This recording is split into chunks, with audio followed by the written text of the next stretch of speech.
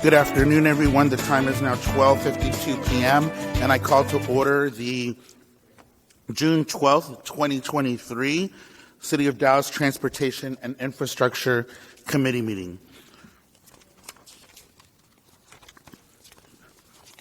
Our first item of business is the approval of the May 15th, 2023 Transportation and Infrastructure Committee meeting minutes.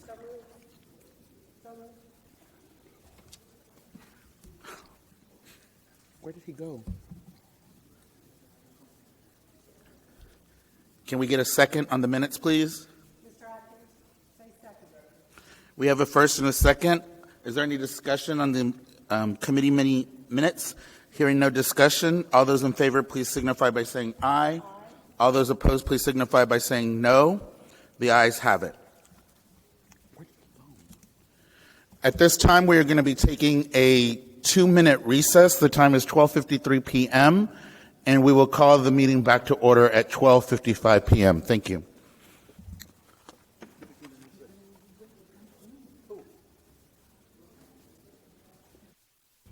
The time is now 12:55 p.m., and I call back to order the committee meeting. Our first item of business is item B, the dartboard. The second item of business is the dartboard appointee candidate interviews. If we can get all of our candidates that have been nominated to sit at the desk up front, whatever order you all like, so I can explain how we're going to do things. Colleagues, I had to change up how we're going to do today because of the addition of a briefing memorandum on the DART allocation of funds to service. Since the council lost quorum during the meeting last week, not everybody was allowed to ask questions. And so in order for us to get this on the agenda for Wednesday correctly and give everybody an opportunity to ask questions, I made the decision to add it in briefing by memorandum. So that's later, and I'll explain that. But for this portion, it was requested by some of our colleagues that they wanted to have a public interview of the candidates. Even though it was a majority of the committee that did not, I went ahead and listened to the minority on this one because to be fair to all of our colleagues. However, because we do have some pretty big agenda items now that have been added, which I thought we were going to do 1 hour in 1 hour, we're going to only have about 45 minutes to do everything. So that's going to allow about 5 to 6 minutes per council member. And it's only going to be allowed for committee members to ask questions today because if there's any outside committee members, we're not going to have time. So if we can keep it to 5 minutes, and that means appointees or nominees, I apologize, that you're going to have to keep your answers quick and brief because I literally mean 5 minutes. So that's them asking a question and you responding. So do your best as you possibly can. And we're going to try to have this portion done by 1:45 at the latest because we have to get to the other items that are on the agenda. So colleagues, you all had told us in the last meeting that you all would be here and work until we got the entire agenda done. So that's why I'm trying to move because we have a lot of work to do today for our last committee meeting of the month. DART nominees, thank you for being here in person. I know the notice was kind of quick and fast, and so you had to adjust your schedules or what have you. Thank you for doing that. It starts the showing of the beginning of your commitment to serving the city of Dallas on the DART board. So at this time, I'm not going to do opening statements or anything like that. We're just going to get to the questions, and I'm going to start with our vice chairman and chair of EcoDev, Mr. Atkins, and I'll just go down the row. Okay, very good. Then I go to Chair Schultz. Thank you, Mr. Chair. This is a question for each of you to answer, if you will, and just take a minute. If you'll just share what you bring to the table that's unique and why it's really important in representing the city of Dallas, what you bring that will help add to our strength as a city on the dartboard. Don't be shy. We'll just start to the left and go to the right. Sorry, I should have said this. So go ahead. Hi, council members. My name is John Killen. I'm a resident of District 8. At this point now, being both the ability as someone who is a rider of the system and whose neighbors ride that system, that I take seriously the importance of growing our transit system, making sure it's most efficient as possible. And then with the time that I've been on the board, being able to bring a policy lens and be able to get things done is what I bring to the table. Thank you. Hello, council members. My name is Enrique McGregor. I'd say I'd bring a couple things to the table. First of all, my professional background in business consulting has developed a mindset in me of analytical problem solving. And I know from brief background in a loosely related industry, I worked for Northwest Airlines at the beginning of my career right after business school.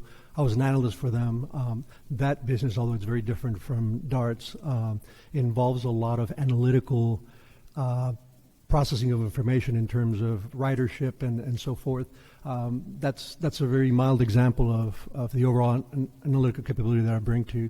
The second part that I'd say I bring to the table is just my involvement in the community of Dallas, more recently in CPC and the Dallas government.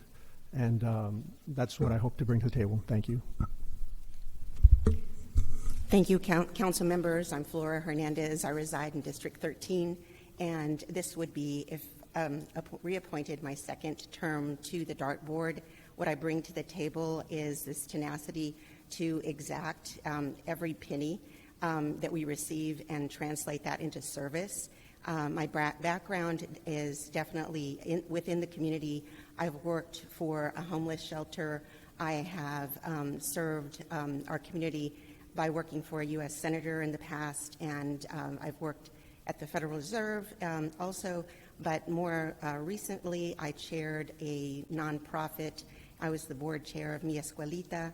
So I really, my focus is on the community, and again, bringing value to the community.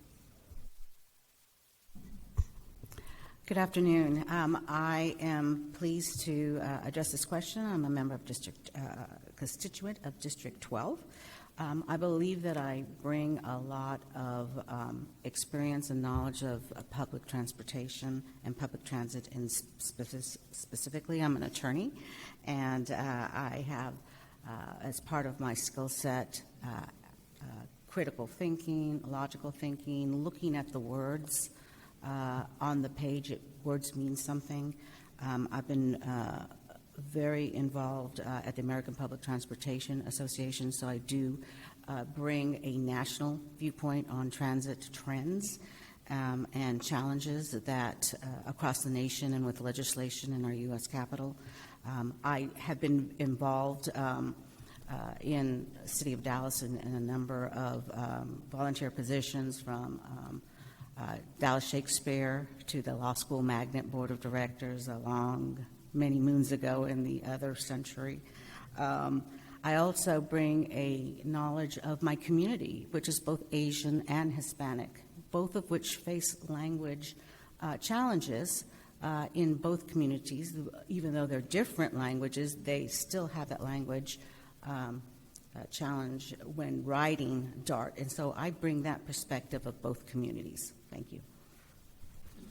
Good afternoon, committee members, and thank you for having us here. My name is Patrick Kennedy. I am a professor of sustainable urban development and a professional urban designer, and I both teach and practice principles of policies that the city has adopted, such as the Climate Action Plan, the Strategic Mobility Plan.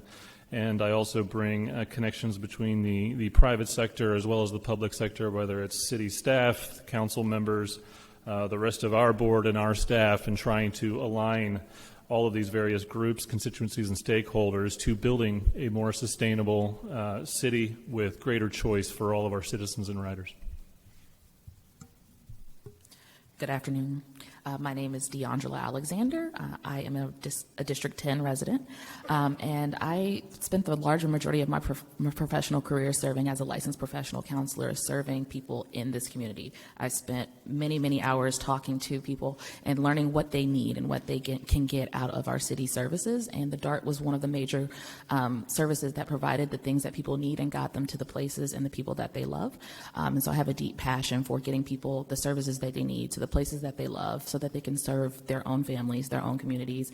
And as a avid dart writer myself, I have seen how much our city can grow and improve by having a great transit system, and I'm looking forward to continuing that. Thank you. Very good. Thank you. Chair Willis, you have the floor now. Thank you, and thank you for coming before us today.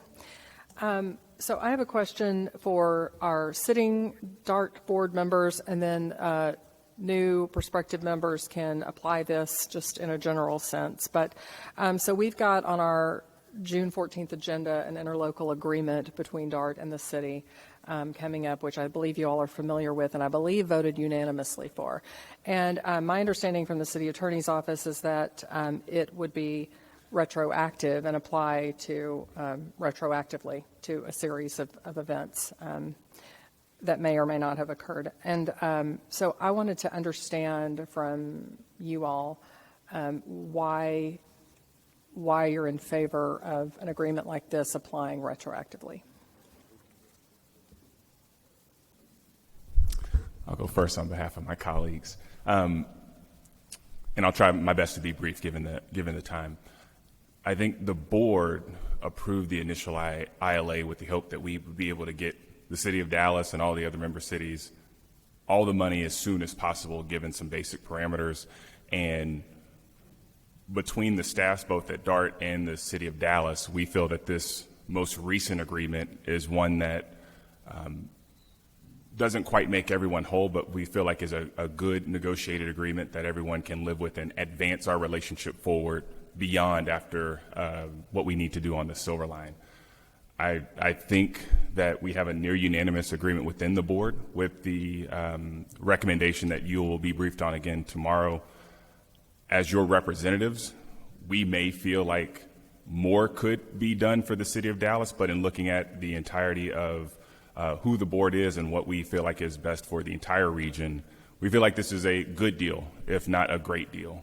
I think if the city of Dallas is interested in continuing to negotiate, we as your board members will certainly listen. Not sure how much further that agreement can go, but we are here serving the city of Dallas's interests along with the rest of the region, and happy to continue to work to hopefully advance both the project and our relationship. Is there another appointee that wants to answer? It can be applicable just in general to the two new, like on an ILA that would be retroactive. Okay, because you have about a minute and a half left for these folks to answer this. Councilwoman, I followed the issue in the news, and I've listened to some of the hearings. Sorry, point of information. You're saying a minute and a half for all the rest of these people?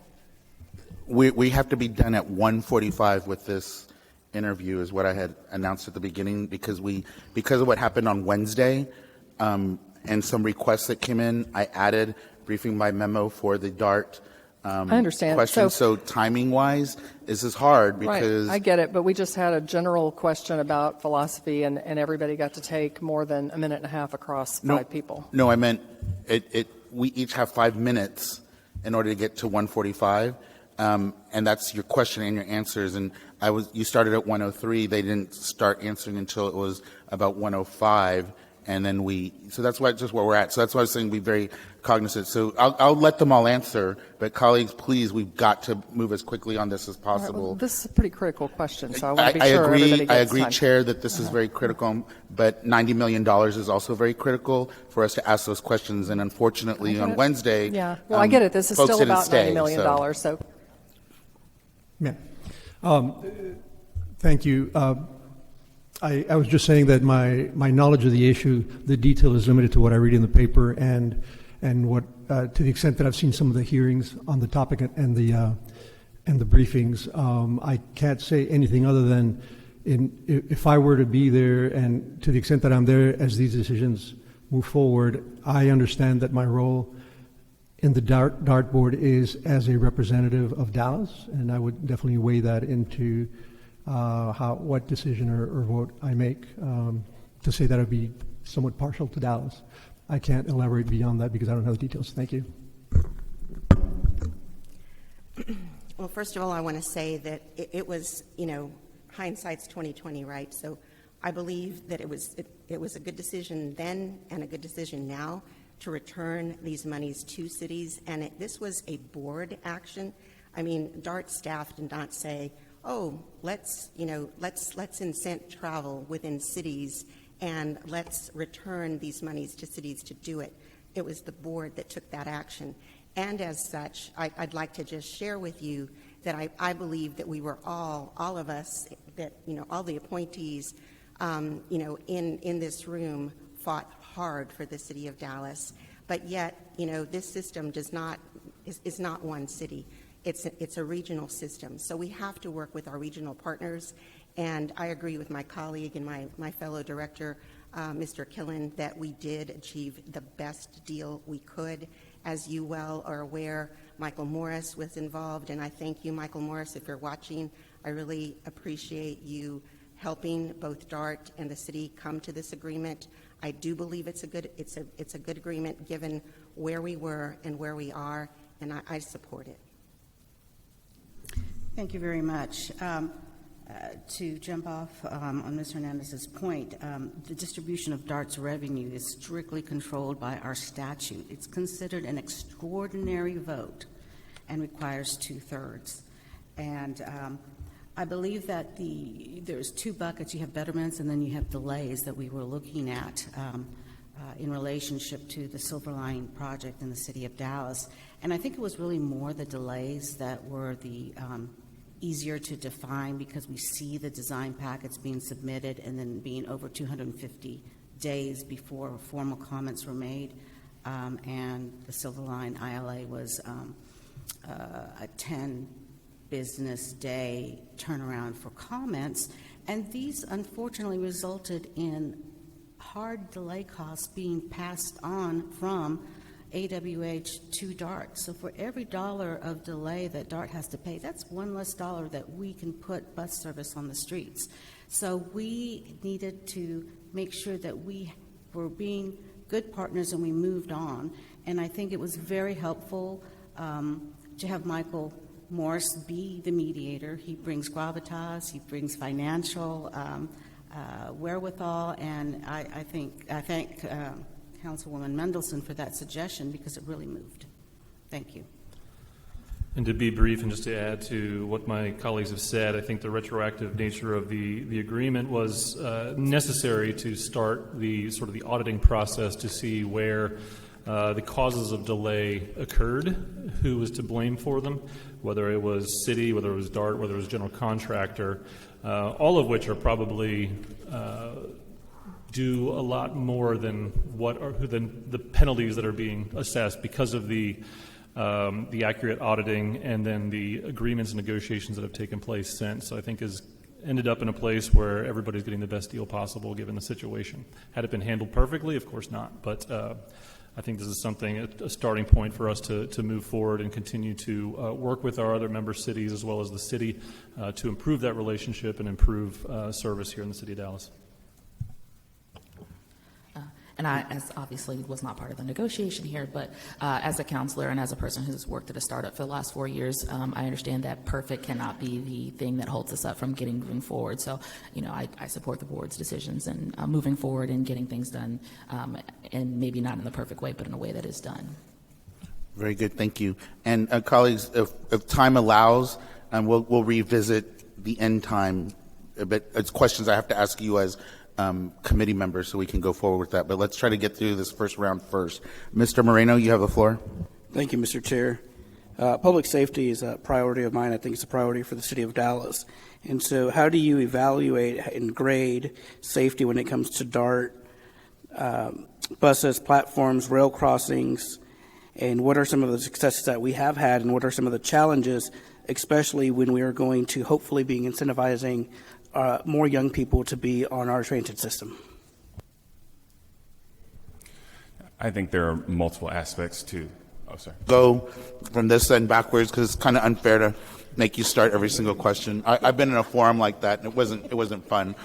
Sorry, Ms. Alexander, but Yeah, no. You're at the start now. I think that the way that I look at it, and one of the big improvements that we can definitely look towards, is making DART places, right? I've spent a lot of time talking about placemaking and some of the activism that I've done on other things, and placemaking means having all the things that you need in that place, right? So that's maybe as simple as covering a place so that it's not sunny, but also having a place where people can feel safe.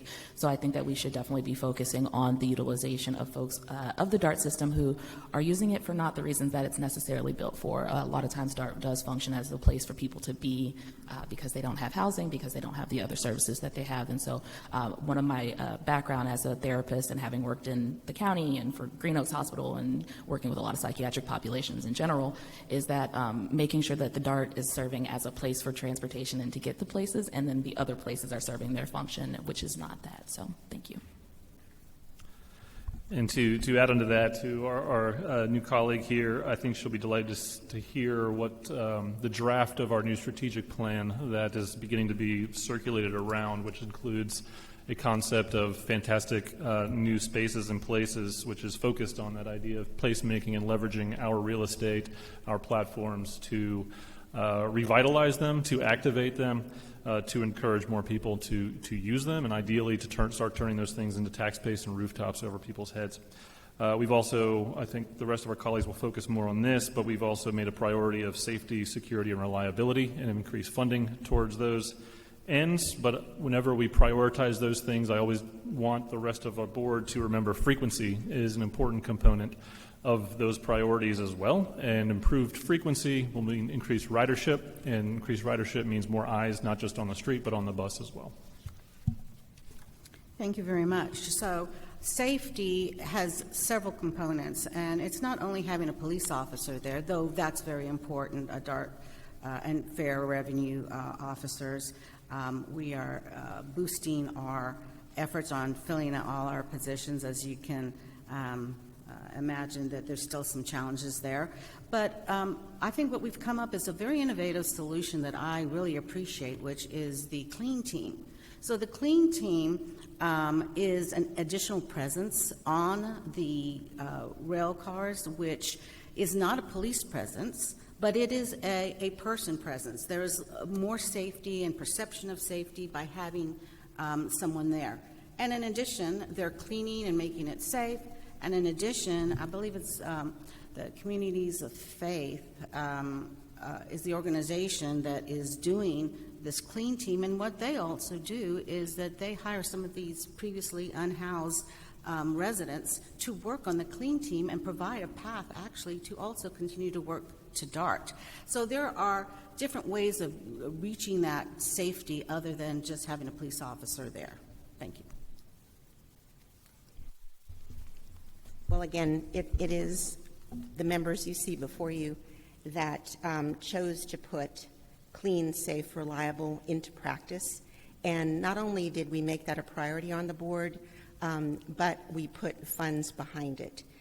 So it's not just hopefully an empty promise, and it's not going to happen overnight. As our chair said, we do have United Community of Faith. That's the organization providing the Clean Team service, and we have 24 additional contract cleaners that board all light rails, and there are 2 shifts Monday through Friday between 6 a.m. and 10 p.m. So that's just one step. However, when we talk about safety, we did recently add a security detail, if you will. It's a contract to augment the services of police officers while we ramp up and hire more officers. And you know, as you know, in the city of Dallas, it's a challenge to hire officers. It's the same challenge we face. So we're all competing, for the same resources. But hopefully, we can get more officers to work and actually be a presence on our light rail system, because that's really where most of the challenges are, on the platforms and also on the light rail system as well.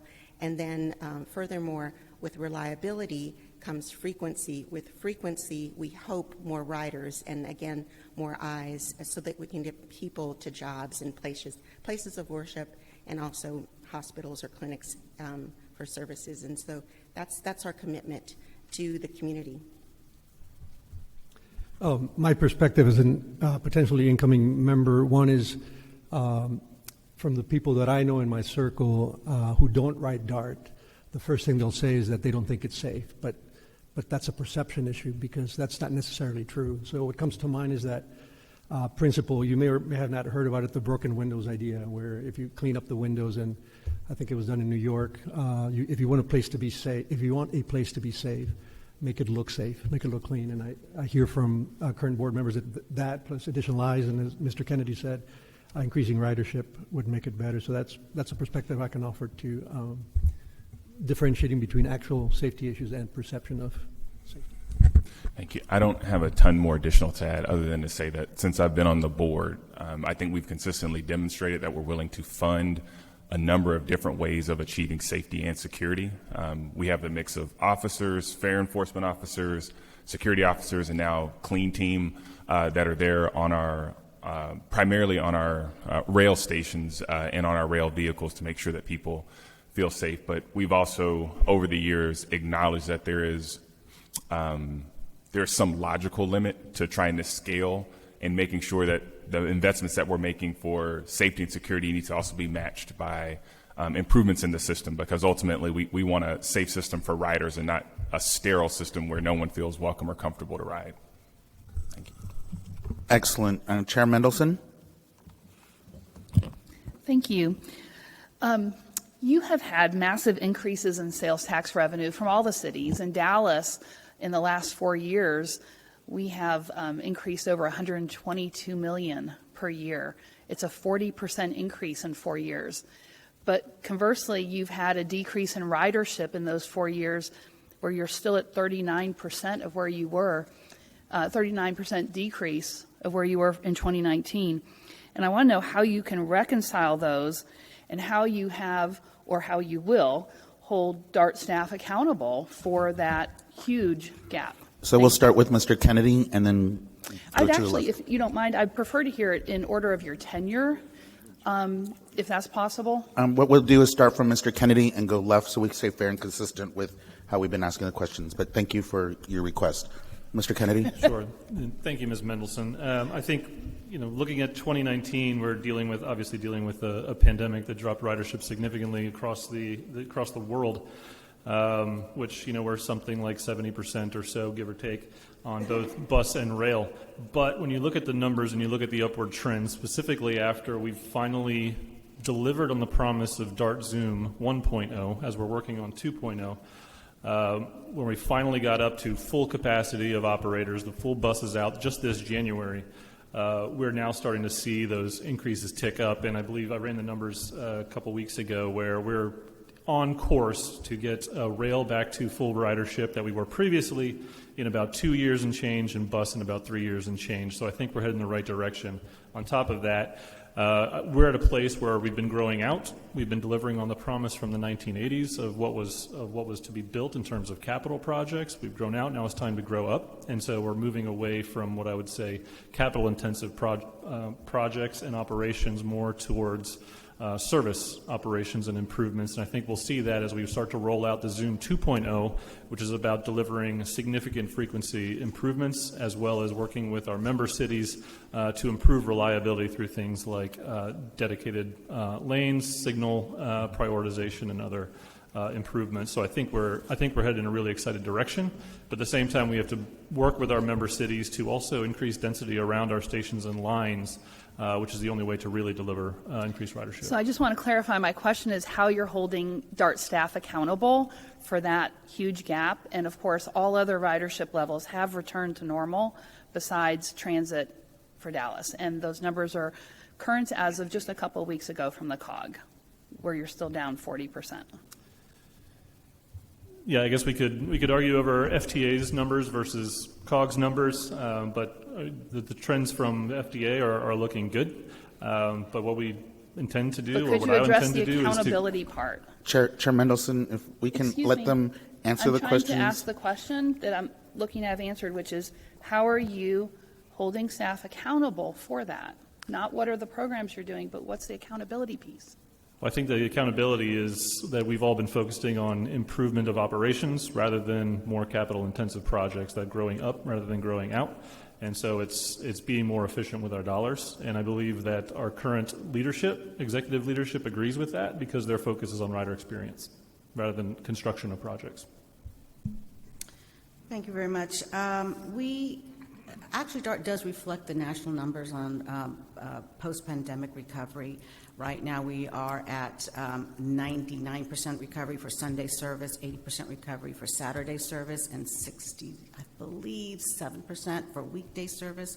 Obviously, transit ridership patterns have significantly changed since the pandemic, but we also have increase in workforce costs, the inflation pressures for our materials, but also we take a look, and our CEO, we have metrics that we look at when evaluating her performance, and one of those is not only strategic planning, but how to improve ridership, how do we look financially healthy, given the scenario that we're in. And again, it's very helpful to know the national perspective of where all other transit agencies are, and we do reflect the national return to ridership, the percentage across the nation. Thank you.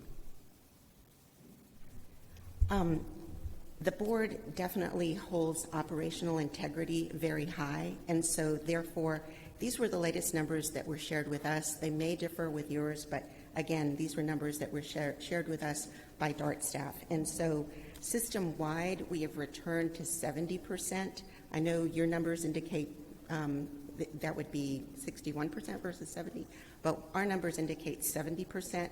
And again, that's system-wide, all modes of travel within DART. And that is on par with the national average. Of course, we don't want to be just average. So, we will put additional, whatever we can do as a board, but obviously riders, patterns have changed. Hybrid work, has been a factor, especially with weekday travel, and also safety concerns. But the board can definitely address those. Obviously, hybrid work patterns, we can't. All we can do is make our service more attractive by providing more frequency, make it cleaner, and make it safer. So, and that's what we commit to do. Hi, Councilwoman.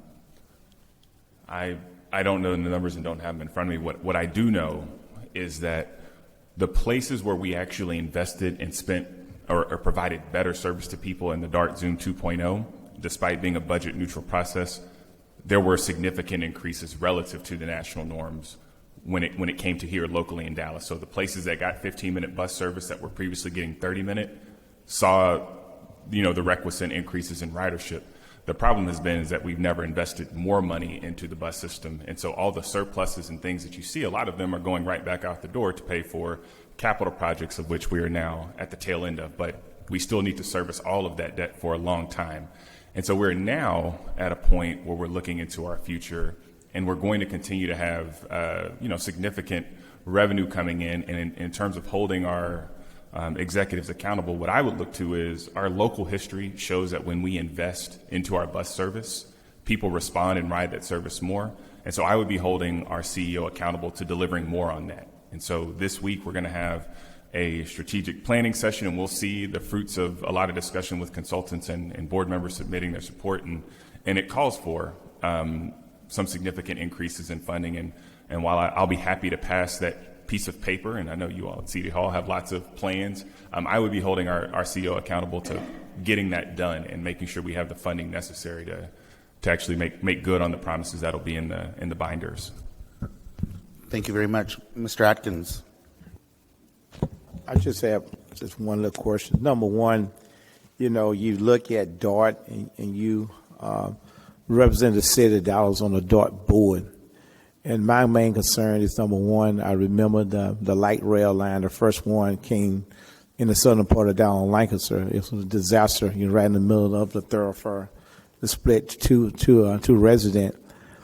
With buses right now, we go north and south. We look at east and west. And my bigger complaint is right now, even though ridership is down because of the pandemic, but also ridership is not up because the buses go in a spoke. They do not go east and west. So my deal is to you, if you're on this board and want me to support you, how are we going to speed this up? Because I live right in the corridor, the education corridor, Paul Quinn College, UNT Dallas, and Cedar Valley. But we built a Redbird Mall. We got UNT Dallas going, but we got to go east and west. I have a grocery store right by my office. If someone had to get to the grocery store by bus, they got to go all the way downtown and come all the way back and transfer.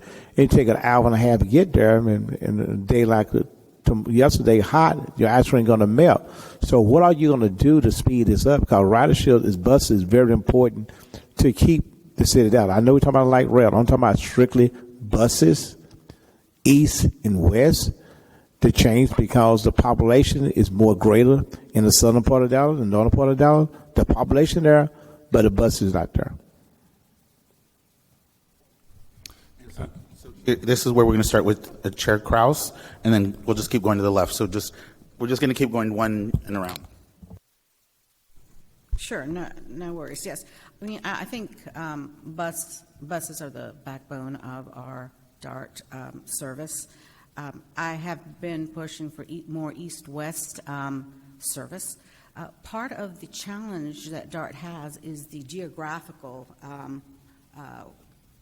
forests and waterways that doesn't always allow for full east-west connection.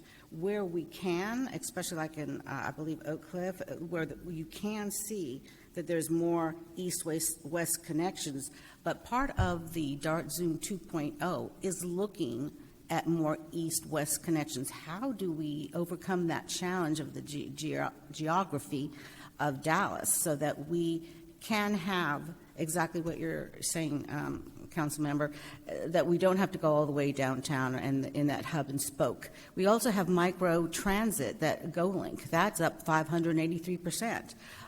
It's a popular service for areas that don't support density, that don't have enough density to support full bus routes. So we may be looking at that. So there's a lot of options that I expect to see from our staff for east-west connections. Thank you.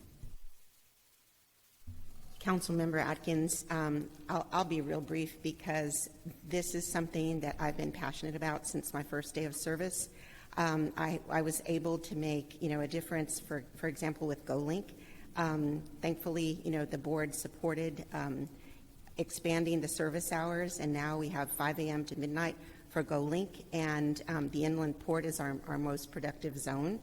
And so I commit to you, that is my priority for increased bus service to go east-west, or as Council Member Narvaez and our chair says, west-east. So I truly commit to that. I will actually weigh in with a comment on this one. Before I even got involved with this nomination, in reading about urban planning and transportation, I've learned there is a way, back up a little bit, obviously adding routes and buses entails funding.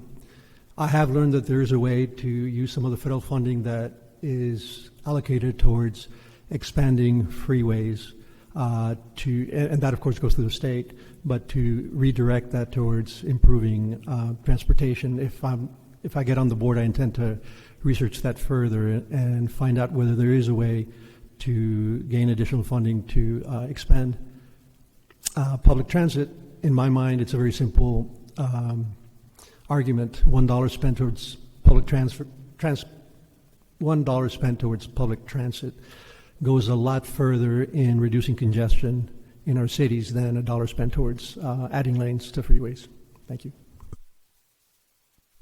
Thank you, Chair. I think this really is a question of funding and the will to do so. We know now, both having done this locally and seen around the country, that frequency is the most important predictor in terms of whether or not people are going to use the system and find it useful to them. And so Now we're at a place where, having seen that, is do we have the will to make the investment in bus? Because it is not the most exciting thing to do, right? There's the rail that we want to look at and GoLink and all those other things. But if we have $1 to spend, we know that the most efficient way to spend that is on buses, because they're the most flexible.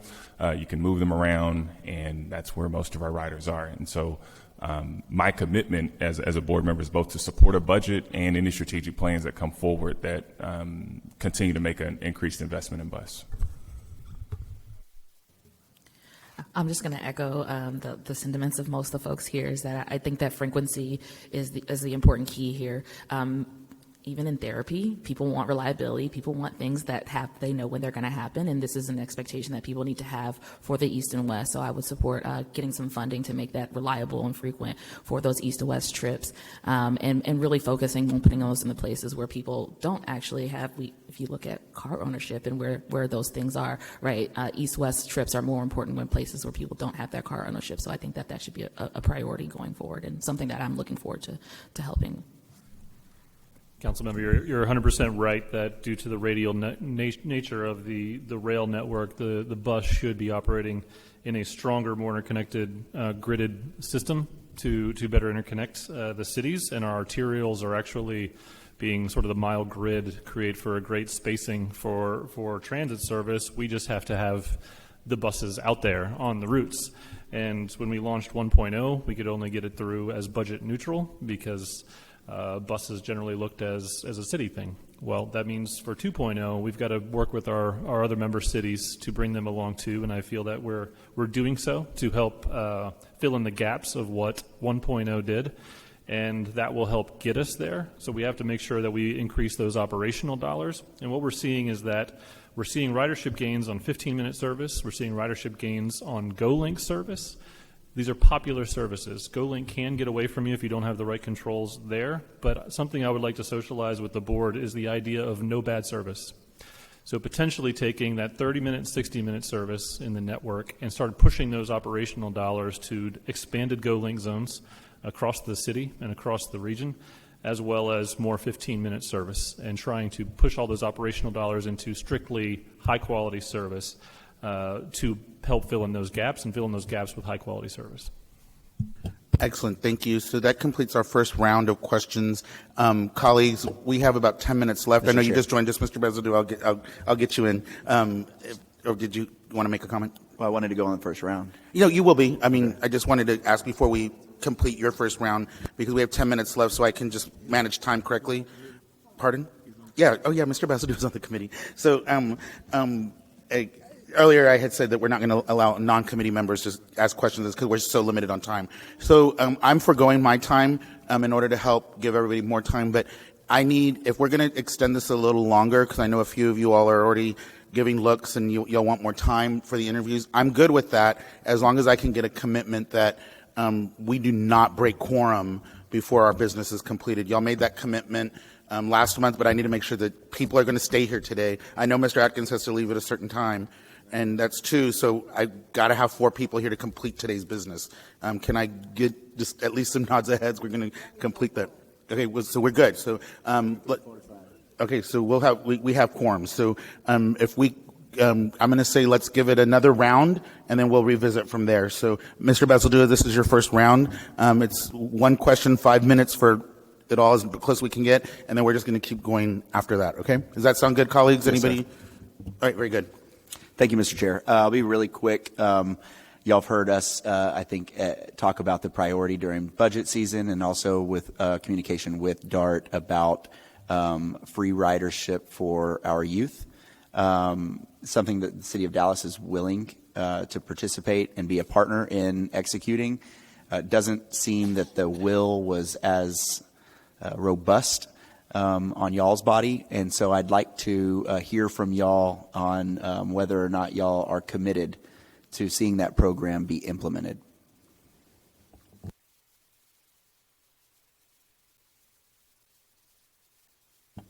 Whoever, Yes, y'all only have 5 minutes, so somebody needs to start talking. It's Ms. Hernandez's please. turn. Yeah, Ms. Hernandez, is your turn. Very good. Thank you for that question. First of all, what I'd like to say is you're correct. Currently, we do not have any program that is approved by the DART board for fareless bus passes or travel or a pilot program or anything of that nature. And what I'd also like to state is that we're undergoing a fare study. And so that is the position of the board, that we want to allow that to move forward and get all the data. Conversely, I would say that I do have reservations about safety, and particularly with our youth. Other cities, for example, Los Angeles and others, have not focused on K, but rather 9 through 12. And so those are the kinds of things that other transit agencies have done to mitigate the risk to our youth. However, as I said, we have no program for it, and we support the city. If the city chooses to utilize some of their monies that they're receiving and purchase transit passes, that's entirely up to the city. And however you choose to use the money, that's fine. Also, lastly, I guess what I'd like to say about that is that I'd like to remind the city that, like the city, we have bond covenants, and our ability to issue bonds is mitigated by our fare box recovery. We have certain markers that we have to hit in order to keep issuing bonds, and so we have a certain fare box recovery that we have to achieve. And so that's what I would say about that.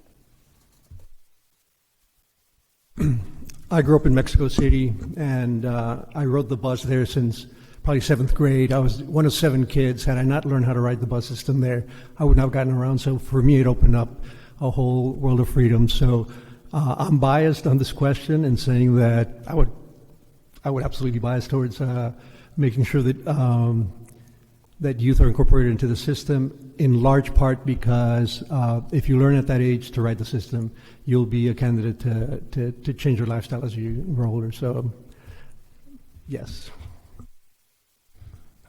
I'm pretty passionate about this topic as someone who advocated for it at both DART and before you at City Hall. And I'm excited that the city is looking to use some of the funds that we have to then turn around and help support the system as a pilot so we can figure out how to make it work here in Dallas.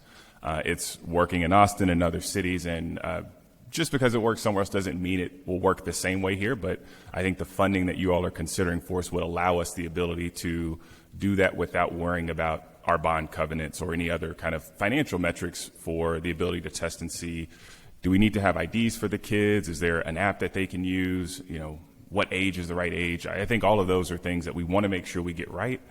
Because all of us care about growing our ridership, and I think everyone recognizes that an investment in the youth is an important one, but I think there was the safety aspect and cost aspect that held this up from us pushing it forward. And so knowing that the financial pieces now would be subsidized in part by the city of Dallas is really helpful, and I think opens the door for us to study more seriously so we can get the safety part right and launch the program. Thank you. I am in a strong favor of getting young people accustomed to using the DART system. I actually remember when they put the Parker Road station near my house. It was a very important milestone in my childhood.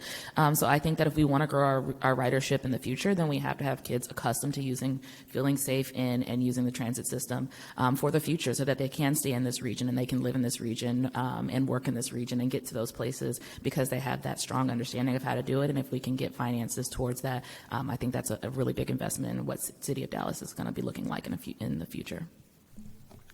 Thank you for the question, Council Member. I also support free K through 12, and we appreciate the funding to help get some kind of program started, but we're going to need long-term funding source after that. And I think where LA is headed could provide a pathway for us as well, because we're going to need more votes than we have in the city of Dallas to keep that program moving forward. But maybe I'm breaking news, but LA is going to be rolling out a K through 12 free program, and their initial data has suggested that attendance is up, and this is coming from the ISDs reporting to LA Metro. So there's potentially good things there, and it's costing the ISD something like $3 per student per year.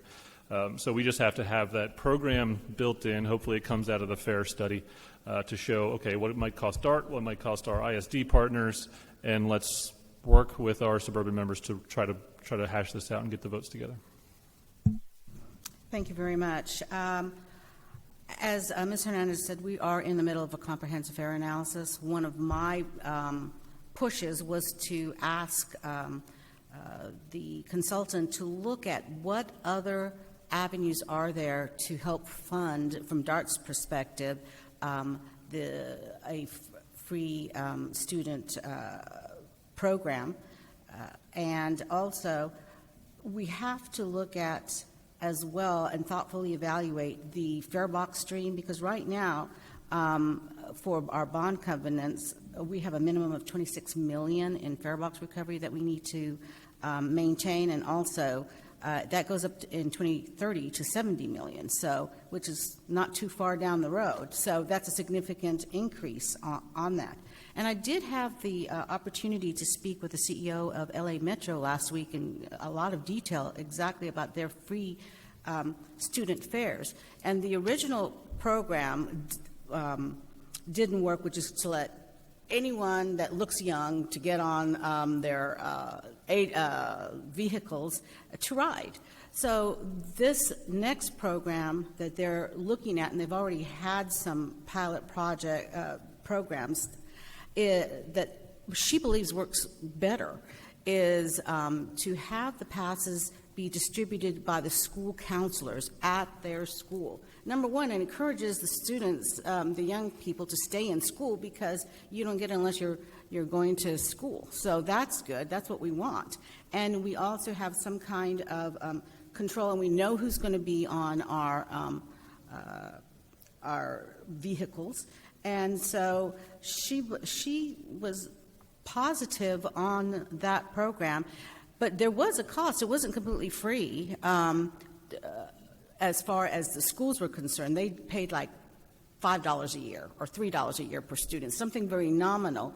But so it's free to the student. That's different, or the youth. That's different from free completely from any and all entities. So there is some kind of payment component in the LA Metro program. Thank you. Thank you all for the answer. And I know nothing is free, but I do know that this is something that I think indirectly impacts a lot that you all are trying to address, not just for built-in ridership for the future, but also the lack of ridership makes the average patron feel unsafe and unsettled. There's nothing more safe than a packed train. Thank you, Mr. Bezel. If we can keep it to questions, because of the time that we have, just please. But I love your passion for that, so because I'm with you there. We're going to go back down this way, just in the same rotation. So you'll still be, since you weren't here in the first round, but you got your first round in. I'm not putting you last, so you'll be right after Ms. Willis. Okay, so that way everybody knows. Mr. Atkins isn't here right now, so Chair Schultz, Chair Willis. Thank you. So as projects are undertaken from time to time, there are requests for betterments. And, my question to you would be, if a betterment related to safety is requested by the city, would you be inclined to advocate for that, or ask DART staff to push back on city staff about those betterments? I'm going to skip over Mr. McGregor since he's not technically on the board, so... Yeah, I think betterments are tricky because there are certain things we have to do to mitigate anything that's an actual safety hazard, right, by federal law. And then the betterments are typically anything outside of that. And I think Silverline exposed, number one, where our betterments policy had not been updated in a long time, and the numbers were very low. And so we went far beyond what our betterments budget was. I think in a future project, before we get to that point where there is the next project, we as a board need to take up the actual policy considerations. And so it's not a disagreement or a fight by the time that we get to that place. Either we have a policy and we stick within that budget, right, because we anticipate betterments. We want to make sure neighborhoods and communities feel whole. We shouldn't need to do that in real time, which is what happened before on Silverline. And so given that there is not, in my estimation right now, a known project, I think the direction for the board should be to make sure we get the policy right before we get back in front of you all with something in particular. So, Ms. Alexander, we're going to skip over you and go straight to Mr. Kennedy. Yeah, I would completely agree with Mr. Killen. Other than that, I think it would depend on the specifics of the situation, context, and request that we'd have a fiduciary responsibility to ensure that it is a reasonable request, and we would have to rely on our staff as well as our consultants, as well as the deliberation with the city staff to ensure that it is reasonable before it even comes to us. Thank you very much. Well, first of all, we'll never, it'd be hard for me to ever vote for a design-build capital construction project because I think having, as my colleagues have said, a betterments policy, it is important to take a look at it, but the FEI, the federal laws from FTA, FRA, and industry standards, to me, provide a framework for what's safe. If there are extraordinary and different circumstances that warrant something over and above what the federal laws and agencies indicate as safe and industry standard, that is something that I'm certainly willing to evaluate and talk with both our staff at DART and also staff of Dallas. Thank you.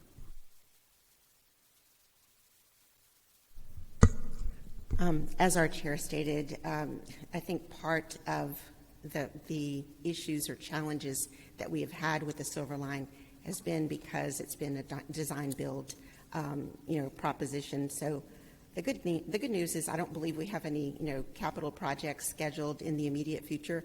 And what I would like to, and I echo the fact that we may need to just revisit. I don't know if it would be the definition of betterments because that actually, what informs betterments comes from the master ILA that was approved between DART and the City of Dallas in 1991. And that's the language that spells out betterments. And so I think, I think we can take it back definitely to our staff or DART staff and have that conversation. But I think we're good because, again, we don't have any capital projects planned immediately, so we'll have the time, hopefully, to get what that looks like correct. Yep, so I don't know, Ms. Willis, if you wanted the two folks that might be coming in to answer something in that's a little similar. Okay, very good. I'm going to come back to Mr. Atkins because he's back. Mr. Atkins? Question, I guess, to the current board members, speaking of the Silver Line, speaking of betterments, speaking of sales tax, speaking of the ILA versus the MOU, and speaking to the point of trying to come with a solution, which come to the council on the 14th or the 28th, about our sales tax. Can you tell me, give me some idea, if you're on this board, sales tax is a tax that the entire city participates in. Betterment is something different. If you look at the other suburbs, they sign a ILA, but they did not sign the MOU. But they did, and we as the city of Dallas, I feel, I'm putting other councilors, that we don't trust you and you don't trust us. And that's why we got an MOU. And how do we build a bridge to make sure that we get our sales tax that is owed to our resident who need a sidewalk to get fixed, or their lights to get fixed, or their railroad, or their road to get fixed. So if I vote for you and put you back on this deal, I do have an issue that how we define the Silver Line, separate from sales tax, separate from trying to fix our streets, that our sales tax should go to, and make sure that we do get our sales tax to the residents who pay for the sales tax. So we'll start with Mr. Kennedy and then go down with the appointed members that are up for renomination. Sure, Councilmember Atkins. I think you're right on track in relation to the question of trust, and it's unfortunate that it's gotten to this point, but it's that's the purpose of contracts, right? Is because you never know if you can trust the other party. So we have to sort of iron those things out to make sure that we're all keeping up our ends of the bargain. And I think that probably wasn't necessarily the case to begin the entire process. So hopefully, this is the starting point where we can improve that collaboration. And, I think we all want to make sure that the city is getting that money as well, because it's those last mile connections, those ADA improvements, all of those things that the city is programming to use with that sales tax refund is necessary for things that actually help our citizens and help transit ridership as well, because it's pure accessibility.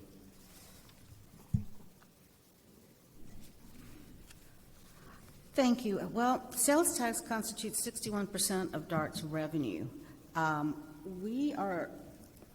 very supportive of the terms of the MOU that were negotiated between Dallas and DART staff and moderated by Michael Morris. I think it is something that is a compromise from the position that each side started at.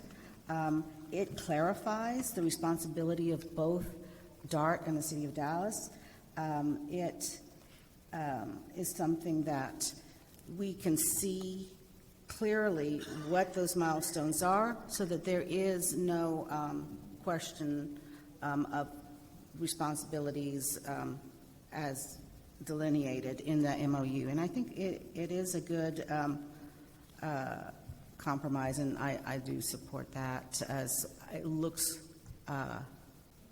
like it was a lot of compromise was given on both sides. Thank you. Councilmember Atkins, I just want to acknowledge that I believe, from my perspective, this is about unfulfilled expectations, and both from DART's, side and also the City of Dallas's side. And I can definitely say that we're determined to repair that, issue, or the trust, if you will. And I believe what the Memorandum of Understanding does is it outlines how we're going to stay at the table and how we're going to work together and what needs to be fulfilled, before the tranches can be released in increments of $6 million.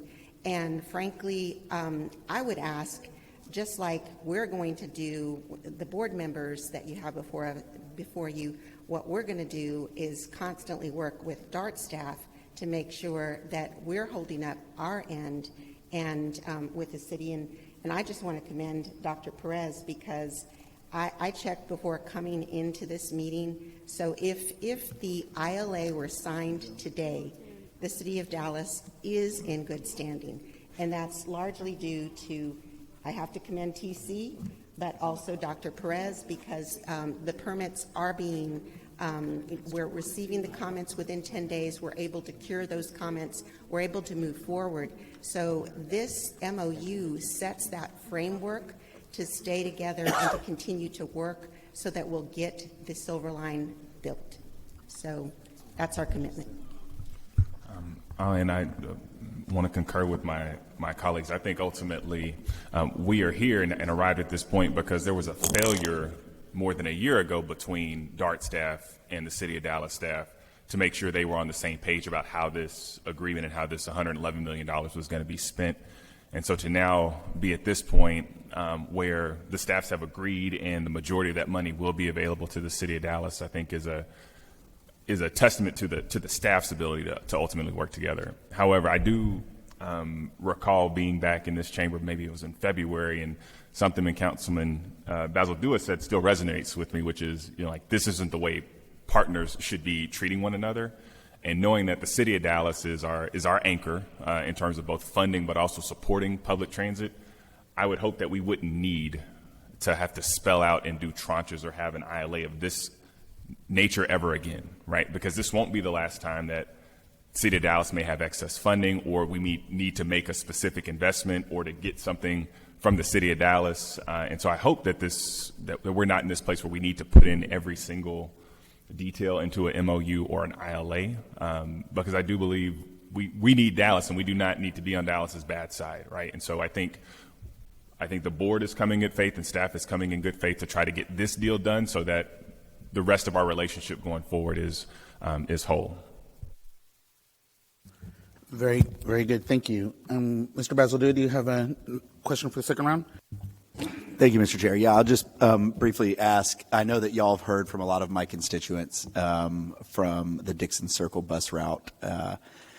It's left me in somewhat of a weird situation because they're not the only bus that was eliminated in the restructure. What I am asking is not for a commitment to bring a bus back. That may not be most feasible. But what I am asking is for a commitment to get to the table with the resources that are being brought to the community. Because if GoLink, if there feels that there's a void, then GoLink hasn't filled it, and that's what I would really want to emphasize.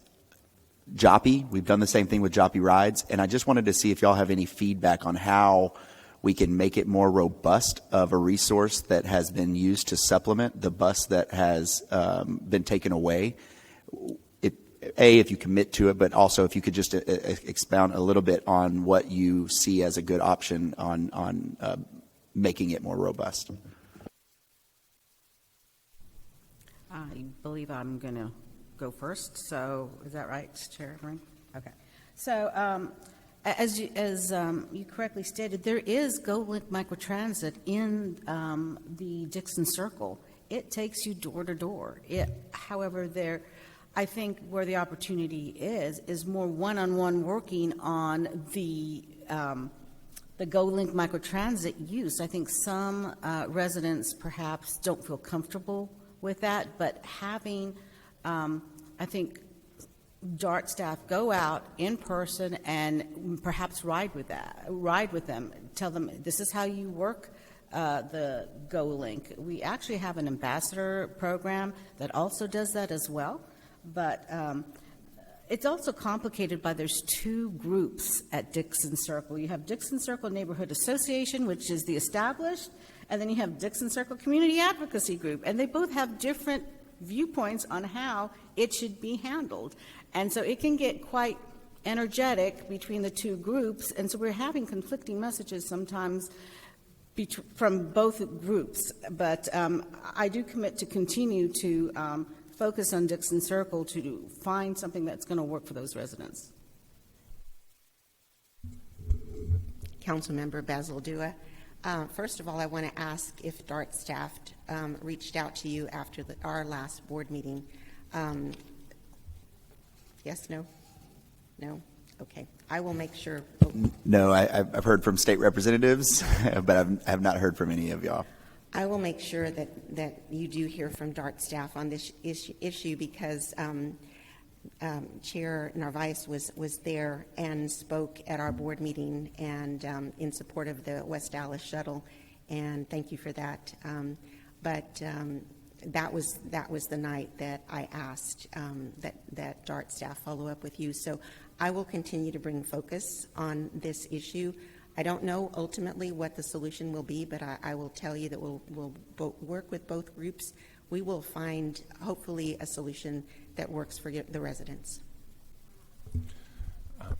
Councilman, I think probably one of the sadder things about our DART Zoom process that we undertook was it was more paternalistic than we envisioned, right? Because of the pandemic, where we wanted to engage deeply with every community in person and have lots of engagement, a lot of it ended up being on Zoom. And as a result, we didn't contact or get in touch with as many people as we wanted to make sure that if we were going to replace a bus with GoLink, that neighbors really understood how it was going to work and they had the support, as opposed to it maybe feeling like it flipped overnight and they weren't a part of the solution, nor did they know how to use the tools that we had. One of the things at a minimum that I could commit to as a board member is that we need to come to the table better as a partner in DART. Prior to the DART Zoom, The only time we would come to communities is to tell them about fares going up, or we're removing service because we provided bad service and you weren't using it, and so we're taking stuff away. And so coming to a community and being responsive to their asks is something I've seen us do better, as evidenced by adding GoLink as a pilot zone in South Dallas Fair Park area, whereas before it was only in certain communities. And so I think we're capable of doing better, and I've seen some of that. But when it comes to service, my blanket answer is yes, because I know that the operational cost of adding an extra route or some more GoLink or expanding hours is relatively minimal. And so if there's a cohesive ask and coherent ask from the community, we can do it. And I think that's what my chairwoman was saying, was we're hearing some competing ideas, but if there's a clear ask from the community, the funding won't be the issue to serve a particular neighborhood. And you'd have my support on that.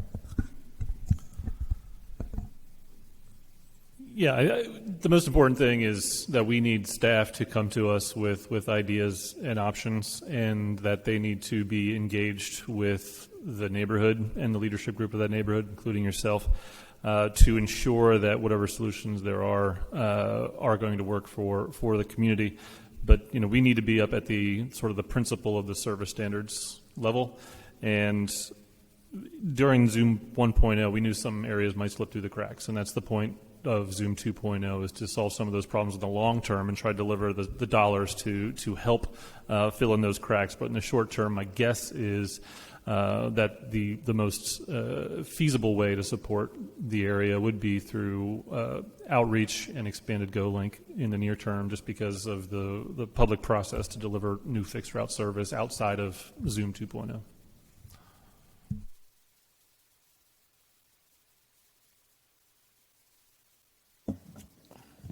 Council Moreno. Thank you, Mr. Chairman.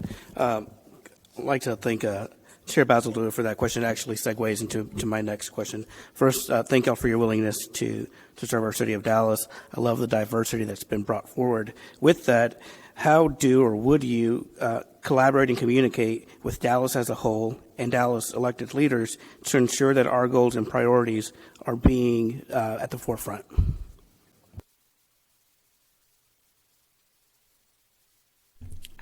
Well, what I can say, Councilmember Moreno, is I know I reached out to most of you. I would love to meet individually if I could. I know our schedules are really busy, and just hear what your priorities are. But I think that each of us could do that. However, what we need to do this obviously in tandem with DART staff. I can say that we're reaching out to all cities to put together, or ask the transportation director to put together a transit area plan that suits each city, and therefore that way within the city can prioritize what needs to be addressed. However, that doesn't mitigate the concerns that each one of you may have in your area. So I would encourage you to reach out to us, or let's set something up so that we can have that dialogue about maybe what could be working better in your area, so that we know.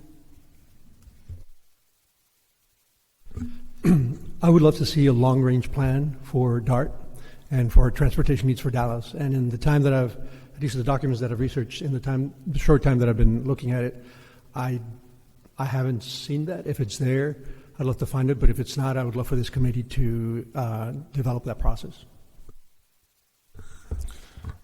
Councilmember Moreno, I don't think we do great. I've seen it get better in the 6 years that I've been on the board. I think in the last 2 years under our chairwoman, having joint meetings of the Transportation Committee and the DART Board has been helpful. It's also been helpful to have our new government affairs personnel available to help provide us some insights to what you all need. But I concur with my future colleague, which is that I think it'd be incredibly helpful from council near the beginning of of the new terms in the year to help us out with the big picture items that you all feel are most important for us to drive forward as a DART board, and that can serve as kind of our guiding star going into our next year, so that whoever our chair is understands what the city of Dallas's position is on a lot of issues, but also us as individual board members, it kind of gives us the ability to go and act knowing that we're doing the will of the city of Dallas as opposed to, in some cases, hoping that we're getting it right. I'd like to just add on the point of collaboration and just making those relationships really strong and making those OKRs, as we call them in the business world, really clear at the beginning. We want to know what those objectives and key results are for you, for your constituents. And I think starting that conversation off and having that set every time we can set and make sure that we're driving towards those is really important. And so I think that collaboration and communication is key and something that I'm really looking forward to being able to do is the communication and kind of rebuilding that trust that maybe doesn't exist. I think there's two pieces of low-hanging fruit, one of which would be the improvement of our agency's public outreach, social media presence, things like that, where it actually has a much more humanistic approach and much more social rather than sort of a sort of standoffish corporate, just here's the basic information, being much more engaged also with our own employees, something I call like InReach. How do we promote them on things like YouTube, things like that? The other is, I think several of us with our appointments to the Community Advocacy Committee or the CAC is where we appoint a member of the community to sit on a board, and I think there's a real need for them to strengthen their role in bringing us ideas, bringing us thoughts from the community, but then also bringing the board some issues of best practices or things where they think we could improve as well. So I think the CAC is really an opportunity to strengthen. And I think as long as all of us focus on having those members and appointments that are focused and willing to be that role for us as sort of the middle person with the community. Thank you for that question. I will continue to reach out to the individual city council members and ask, as I have done so in the past, for meetings if they have any concerns or questions regarding DART, and as well as start perhaps a quarterly newsletter or every 3 months newsletter, so at least there's a summary of what's happening at DART from the City of Dallas perspective. Also, I would love to continue our quarterly meetings, joint meetings between the DART Dallas City appointees and this committee. I think that has helped improve the communication and certainly would commit and support that continued communication source. I think that was the end of that roundup for them. So, Ms. Mendelson, you have the floor. Thank you. I actually have other questions I was going to ask, but I'm gonna go for something else. So we're talking about trust and we're talking about contracts, and the reality is an MOU is not enforceable. And in fact, Gary Thomas looked in my face and laughed at me and told me how an MOU is a suggestion. Your own staff today has said MOUs are suggestions. So my question for you is this. The ILA is what is legally enforceable. There's provisions in there that are unclear. There's provisions in there that are way too broad, undefined, some that are frankly just objectionable. This is the document that actually needs to be adjusted, in my opinion. We have an ILA Supplemental 11 that you're not following today. And the city has agreed to let you not follow it. The FTA has agreed, but these are things that the residents agreed were a contract and expected, and then we hear things like Archer Western was never even told that they could only close Hillcrest for 25 weeks. They've always thought it was a year, and now the city managers let you do it for a year. So the MOU has not even been made publicly available to date. This is not being done transparently. Would you agree that to establish trust, I mean, contracts make good partners because everybody understands what the responsibilities and obligations are. Would you agree to adjust the ILA to make it legally enforceable so that we could have trust that this will happen as we expect? I'm going to say thank you for the question. The DART appointees, did y'all bring your attorneys with you from I would DART like if you would in order direct for you to staff ask to allow questions? that. Please allow me to ask my question, sir. I did allow you to ask your question, and they were getting ready to respond, but because there's a legal component to it, I'm asking So I would legal like to rephrase my question then. at this time, I'm getting a legal opinion whether your question that you I would first like to asked rephrase my question. rephrase it, please. Would you be open to directing your staff to amend the ILA? I'm also going to say that they don't have their legal representation here from DART. That's right. I'm just asking and- their opinion. Right, but in this interview, some of these opinions could be held to them, that they have to do a certain thing that they don't I'm have not legal asking advice from. have to. I'm asking, are you open to something? I'm going to say that the question's out of line, unfortunately, for this interview process. I'm just going to have to say it to be careful because our attorneys don't represent them. They have their own set of attorneys, and we're getting into a legal place that we have to be careful because our fiduciary responsibility is to also protect the city. So I don't want the question to open them up to something that could end up opening them up to something to do to us. So we have to be very careful on this one. I appreciate the question. It's a very, very fine line there. Well, in that case, I'll ask a completely different question. Go for it. So the DART staff determined of the $111 million that would be returned to Dallas, that Dallas was responsible for betterments and delays of $80 million. Now, betterments aren't planting flowers, right? They're things like adding in a small wall and an elevated sidewalk so people don't fall over into active traffic. But that became what DART staff said was a betterment. So there's quiet zones along the Silver Line in District 12. In fact, there's quite a few of them. And the residents followed the federally regulated plan to allow citizen input to tell DART places where they felt what was minimally required was unacceptable.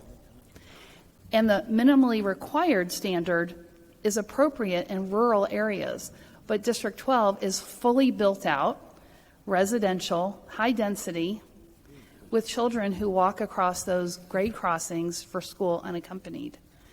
And I'd like to know if you're supportive of funding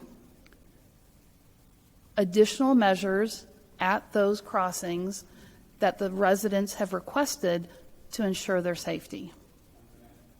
Ms. Mendelson, I apologize. I'm going to have to step in on this one again. That's contractual, and they don't have their attorney here to go through what the contract was when it comes to the specifics on the Silver Line, which is what this question is in reference to. So I'll Point rephrase of it. information. Yes, Would yes. you agree There's a that- point of information, Ms. I Mendelson. would just say that I would think it's up to these candidates to decide whether they can answer or not versus you making a call for them on whether their answer gets them into legal issue. It's not a City of Dallas issue. It's, I would think, up to them to determine how they could answer it versus. Thank you, Ms. Willis. I'm not sure what information you're requesting there. If you want to rephrase your point of information. I would say that it is I don't know that it is the chair's decision to make regarding whether a candidate would be able to answer the question or not. I think it's their call on whether they need legal advice. Very good, very good. But unfortunately, I have to make a judgment based on the City of Dallas, and I feel that with them not having legal representation here, that they could say something or answer something that could hold them to where their legal counsel has decided they have to do something towards the City of Dallas, and then our legal counsel. It's just not. It's a gray Point area. of information. Could our legal team weigh in on this? Yeah, legal.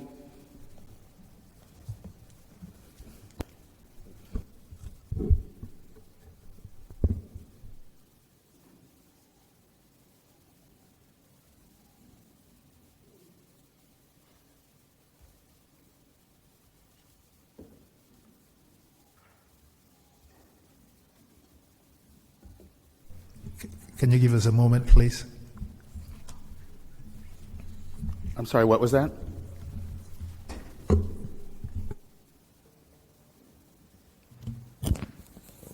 Chair, they just asked for a moment while they confer. Yeah, absolutely.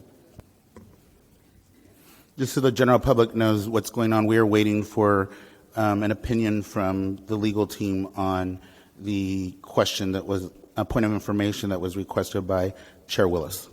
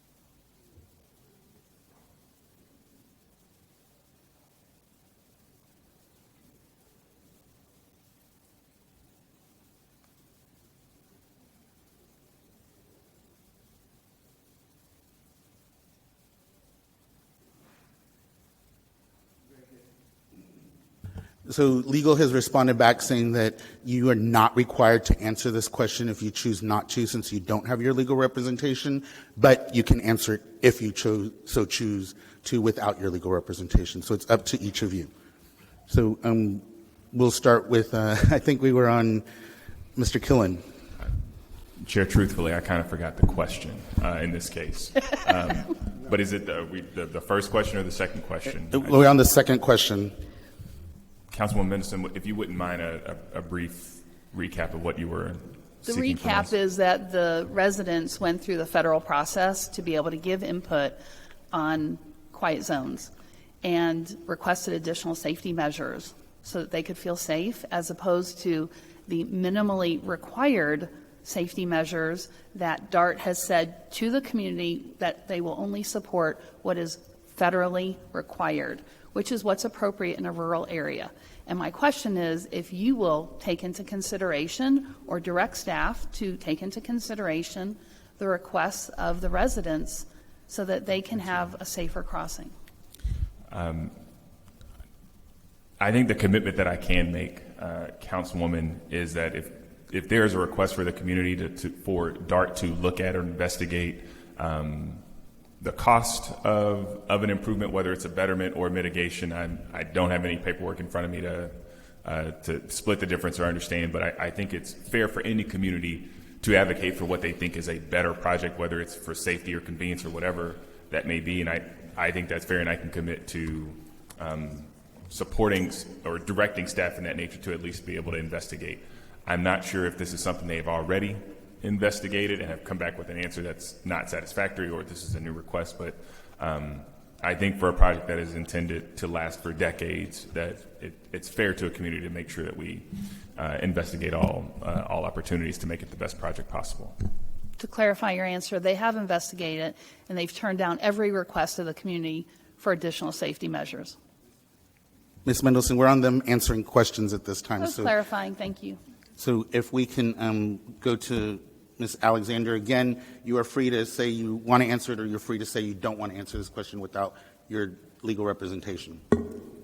I'll just say that I think that the voice of the community is an important aspect to be considered. That's about as much as I'm comfortable saying. I would feel more comfortable with our staff to be able to interpret the specifics of any particular question related to this issue. Thank you for the question.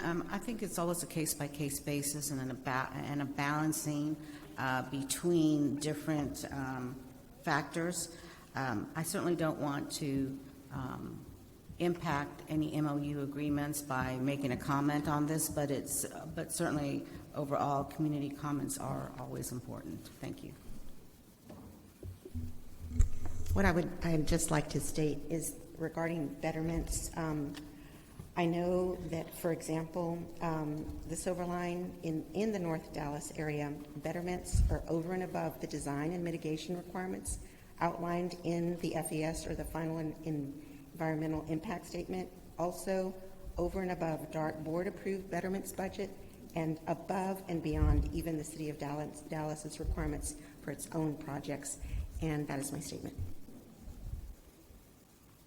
And Councilwoman, I, of course, don't have enough knowledge of the facts to make an informed answer. Excellent, very good. So, colleagues, we have completed our second round of questions. Does anybody need a third round of questions? Oh, I'd like a third one. All right, very good. You have one more question. Thank you. There's quite a bit of politics and challenges on the board, and I do want to say thank you for either currently serving or for offering to serve. I think you're in a difficult situation in a lot of ways, and I want to recognize that. But how are you working together to accomplish the priorities that you hear from the city? So, for instance, we did send you a memo that Councilmember Basildua referenced about youth transit. We've talked to you about other priorities we have. And will you pledge to support the priorities of the city in your service as a board member?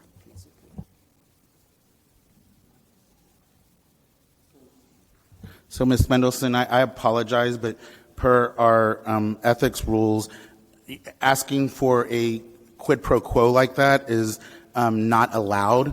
And so, so by asking for a commitment to the City of Dallas when they will swear in and raise their hands that their obligation is to DART, which is a regional focus, I'm afraid that question is just borderline a little too far for their ethics as well as ours when it comes to them being and or possibly being commissioners and board members representing the City of Dallas. So if you could re-reference your question about maybe it's something more like, do you believe Dallas is your priority or something like that, but you just asked for a pledge, and unfortunately amongst our ethics codes you're asking them for something which could be seen as a requirement for you to vote for them.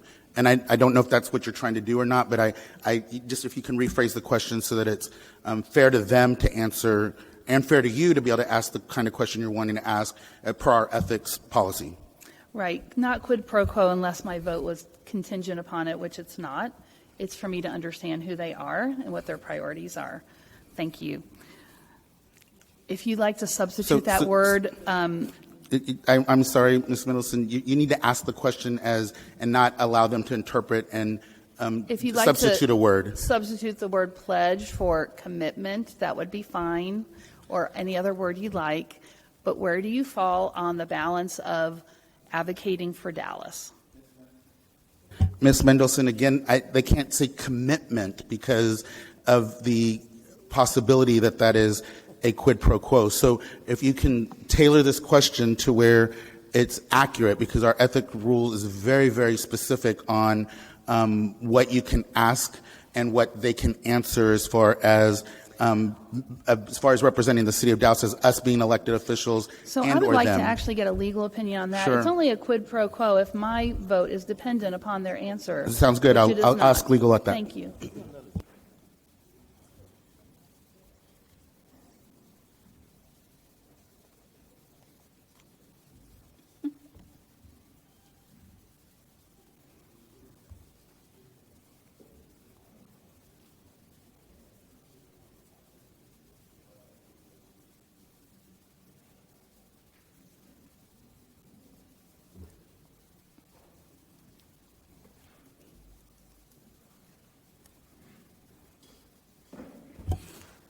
So the ruling from the opinion from the from legal is that they are not allowed to opine on ethics, and so it's up to you. And then if somebody has an issue with it, they can always, I guess, turn it into the Inspector General to make a determination on that. So it's up to you all. Again, if you want to answer that question due to the ethics rules that we have in the City of Dallas, which 5 of you have signed and 2 of you have not, or 1, 2, 3, 4 have Chair, signed and 2 have not. So I'll withdraw that question and ask a different one. unfortunately, your time is now up. We've spent the 5 minutes for that round. So, and so I'd like to ask to be So at this offered time, another question. So at this time, thank you very much. You're more than welcome to call every single one of these folks and have conversations with them individually, as many others have. I'd like We've to had make a 3 motion rounds. to overrule your ruling. Okay. All right. There's a motion on the floor to overrule the ruling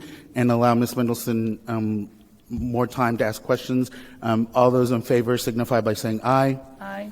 All those that are opposed signify by saying no. No. That's 4 votes in opposition, 2 in favor. The ruling, the motion fails. At this time, thank you very much to all of our DART nominees and appointees. We now have time for a motion if we want to move these nominees forward with a recommendation. There's a motion on the floor to move all these candidates forward with recommendation. Is there a second? There was a second. First, a motion made by Chair Schultz, a second by Chair Atkins. Chair Atkins made the motion. Chair Schultz made the second. Is there any discussion on the motion on the floor to move them forward with recommendation? Mr. Bazaldua. I just didn't hear the motion. That's why I wanted clarification. Thank you. Very good. Is there any more discussion? Any discussion? Any discussion? Hearing no discussion.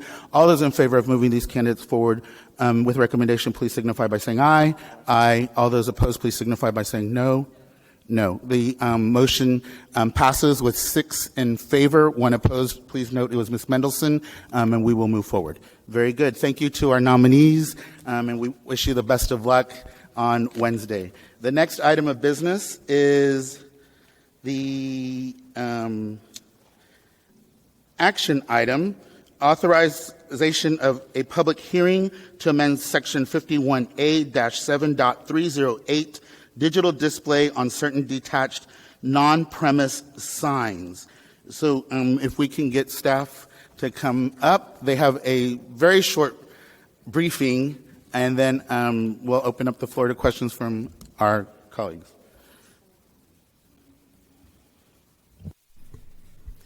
Good afternoon. My name is Sam Eskander, and I'm Assistant Director with Development Services. And with me today is Jason Poole. He's the manager over the Science Division, and he will be giving you a brief overview on digital billboards. Thank you. Next slide. So basically the purpose of this presentation is to outline the current non-premise expressway or billboard sign provisions with a focus on digital displays. We'll highlight the observed public concern and any operational issues, and we'll provide an overview of the LED technology trends since the ordinance was originally incepted in 2011 and the impact on the actual digital billboard displays. And we'll detail industry. Could you go back a slide? Detail an industry proposal to amend the current digital billboard provisions that was provided by one in particular entity. Next slide. So there is a hierarchy of provisions that dictate the billboards within the city of Dallas. These start at the federal level with the HBA Act and the federal state agreement, and then the state regulations, which are in Title 4321.I. And we have a certified city program. Basically, under this certified city program, we provide an inventory to the state. We provide reports. We provide links to our ordinances and contacts. And in exchange, they allow us to collect fees and regulate the billboards within the city of Dallas. The next level is the city of Dallas provisions. These are located in Chapter 51A. And Chapter 52. Next slide. So the top level regulations, these are the federal and state maximums. These signs are allowed in commercial and industrial zones. The maximum size is 1,200 square feet and an 85-foot overall height. They do have a minimum spacing distance of 500 feet. This is between signs on the same side of the roadway, as well as from certain public features such as parks or designated areas like forest or historic areas. They do not allow flashing, movement, or glare, and message display is limited to a minimum of 8 seconds. And all brightness must auto-adjust based on ambient conditions. There are a few others, but we'll cover that in the local the local regulations. And again, these are the maximum allowances that can't be exceeded by any local code. Next slide, please. So basically the Dallas Development Code, which is Chapter 51A, prohibits all billboards, and any existing are considered non-conforming, which means we don't allow new ones. This is digital or static alike, and any that are in place now are allowed to be repaired or maintained, but cannot be expanded or changed in any way. We do allow them to be relocated if a government entity does come in and take the land in which it's on. Relocations do provide some provisions on those. They cannot be more non-conforming than they are originally. There are proximity limits that go above and beyond the state, which constitute the Trinity River or non-business zoning districts, public parks, historic districts, and a few other areas, the escarpment zone. Some of these can be changed by SUP, but only for static boards. There are some additional limits in terms of location towards intersections or ramps or certain travel lanes or the right-of-way in general. Dallas limits the size on new relocations to 672 square feet and a 50-foot overall height. There are provisions that allow them up to 80. No new relocations are allowed on the George Bush Turnpike. Next slide, please. So in June of 2011, Council authorized the use of digital displays on existing expressway signs. Again, these are on the highway only. It required a 3-to-1 exchange and the elimination of the exchange structure. So basically they traded in 3 square feet of static display for 1 square foot of digital display. It limited the locations of these signs to 50 expressway structures. There are additional spacing limits on signs on the same side of the roadway. Again, they do have other spacing limitations which are consistent with the relocation, but do not allow SUPs for those. There are some operational requirements. They echo the state. They are required to auto-adjust for ambient light conditions, and they're protected from end-user manipulation on brightness. We require a rapid fault response where an operator must respond within an hour of notification, and they do allow emergency info display. Next slide, please. So the amendment was requested by Clear Channel. It resulted in the installation of 49 digital structures, removal of 461 sign structures that were traded in. Most were on small arterial streets, and 877 total non-premise signs remained in the city. It was allowed a sunset in August 2016 with no changes. The sunset essentially prohibited any new digital signs. So after the sunset took place, no new digital could go in. What was there was what was allowed. Next slide. This is an overview of our current certified city inventory. We currently have 811 total signs in the inventory. 772 are up to date on annual registrations. There are 49 digital structures, 79 of which are the faces themselves. And there's a breakdown of the companies that control the digital faces. Next slide, please. So some of the public concerns in doing a 311 query from 2018, usually what comes up is brightness. There were 2. Clutter and location, there were 2. Maintenance, there were 10. Content, there were 5. Some of the industry-related concerns are that these provisions have sunset, so there's no option for new operators or new boards in general. The locations are becoming limited with future highway expansions and certain restrictions on railroad right-of-way relocations. Expansion options are very restricted. There's also restrictions in 51A 7.702, which is our non-conforming maintenance and repair provisions. Basically, they're allowed to repair structures up to a certain extent, but structures themselves cannot be increased. A lot of times this results in unsafe signs, and it prohibits the actual display or replacement of a digital display, which generally need replaced every 10 years if the cost factor isn't in line with the ordinance. Next slide, please. So I did throw in the brightness. The Federal Highway Administration has released some reports. These are subjective and have been used to interpret both sides. Generally, they indicate that the impact of a digital board on a driver is not significantly greater than a static sign. I did include that current federal and state regulations specify that lighting intensity can't cause glare, and that's basically the extent that they put in there. We got our intensity standard based on an ISA, or an International Sign Association study. Next slide. So since 2011, there have been several advancements in technology, all leading to larger, more versatile displays that offer enhanced integration and a widened range of creative applications. Overall, they have improved in their efficiency and their power consumption. They're increasingly affordable. They have enhanced resolution capabilities, which means sharper, brighter displays. They've reduced their display weight, and in some cases as much as 75%. And advances in computer and data connections. Basically, all of these signs have computers inside of them with data connections. They're essentially large displays. Next slide. So benefits over digital and static. With digital, they don't have face change outs, so there is reduced waste.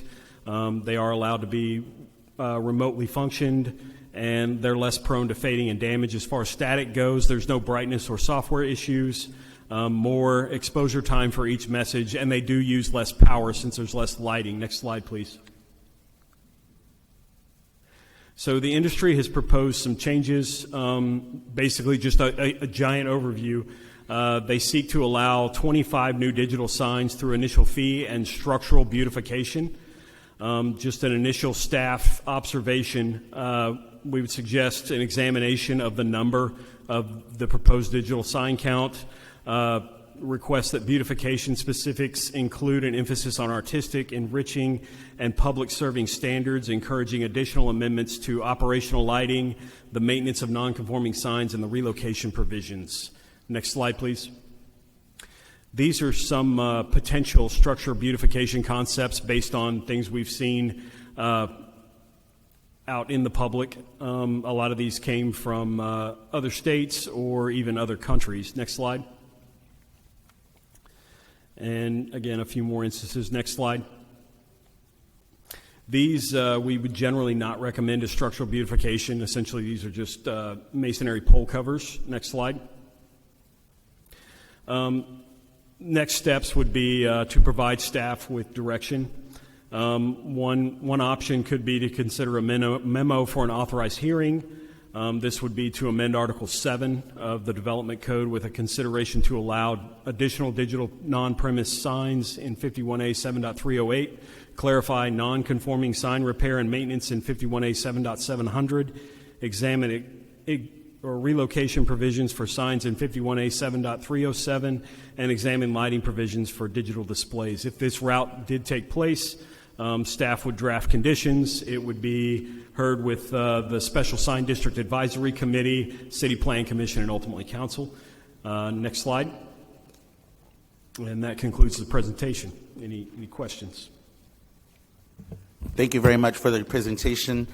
Colleagues, this is mainly informational, but it does require a motion at some point. But we want to open up to questions so you can ask them at this time. So, Chair Schultz, you have your light on already, so I'll let you get started, and we'll let everybody else go through theirs. And we do have some representatives that maybe would be able to answer some questions if staff isn't available. But mainly this is about our process as what would happen through the City of Dallas if we wanted to allow or make any changes to this.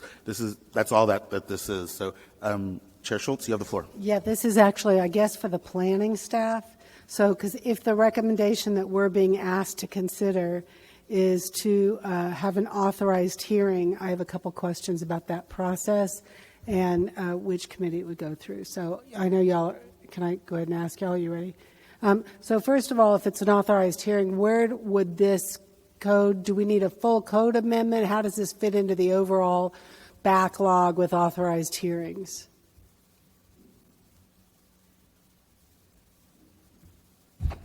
Thank you for the question. Andrea Udra, Assistant Director with Planning and Urban Design. I think it would be a code amendment, right? That's what they're recommending, that we have an authorized hearing for a code amendment, which would, they're saying SSDA, but wouldn't it have to go through ZOAC if it's a code amendment? So generally, code amendments do go through ZOAC. With signs, they tend to go through SSDAC. We have had in other instances where CPC can make a recommendation for it strictly to go through one or the other. In the past, we've done SSDAC. Signs always have to go through SSDAC Right. regardless. So I didn't realize that SSDA also did policy. I thought they just do approval. So that's great then, because they're the experts at it. Councilmember, just to put a finer point on that, because the sign regulations are in Article 7, it would go to SSDA, as Article 4 stuff would go to ZOAC. for Okay, CPC so rules. great. And then I just want to also clarify, so on this, so you're asking for this, how long do you think this process will take just to manage expectations from the industry? So generally, I would be the one handling the actual amendment itself. I would say 6 months, just to throw out a ballpark. It depends on what the committees look like and where it goes with the committees. But I mean, generally, I think we could be on it relatively soon. And then I have two quick things for you, Mr. Poole. One is faces, meaning the image changes on the digital. Is that what that means? In the presentation, the faces meant one side of the structure versus another. Some structures have one face that's digital, some have two, some have three faces, one digital, two static. Like, it just depends on the configuration. So anything in the presentation that was referred to as a face is the actual face on the structure. And then will the authorized hearing also include the fact that there's what happens now for the 20% that I know you said are static but that are not registered? We have conducted an extensive inventory of those to determine that number. I think at some point we will look into pursuing and getting those up to speed as far as their registrations go. If they were to want to be in on this conversion, they would have to come to current on their registrations. Well, and I also think that if somebody is not registered, which means they're not participating the way that they should, that in addition to that, there needs to be maybe the option of whether or not they be reconsidered of whether they should exist. So can we, as SSDA is looking at that, can we look at all of, the whole thing on signs while we're at it? I'm 100% for that. It's whatever you would choose to So, include. Mr. Chair, if we do choose to move this forward as would we draft this memo? Who drafts the memo for the consideration to SSDA? It looks like staff's going to answer that because I would have to turn to them. So the recommendation for our attorneys is it says consider memo. So who's going to draft that memo, and then does it go through us, or are we now saying, yes, send the memo forward? What action are you actually asking from us?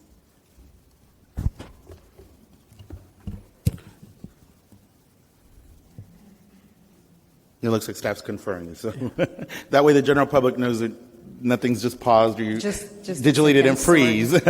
While typically staff can initiate code amendments, we would recommend in this instance to have either a 5-signature memo from City Council or a 3-signature memo from City Plan Commission to initiate this code amendment.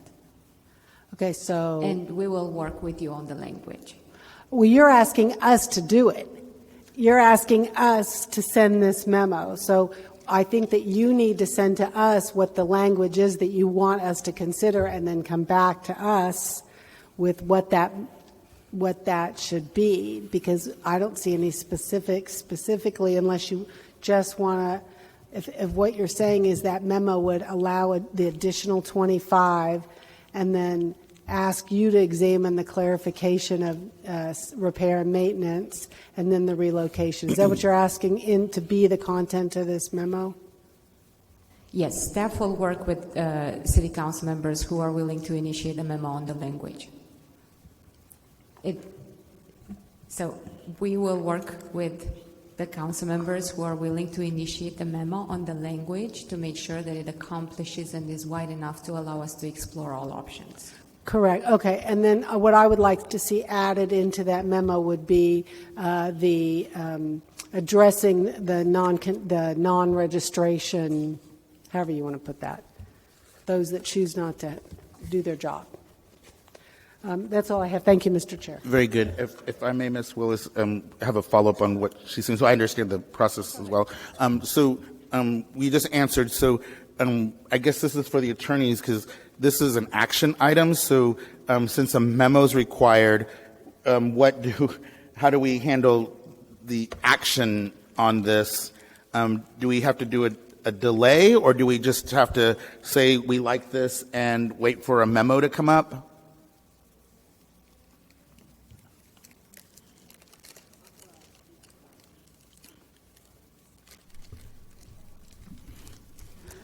Could you bring up slide 18?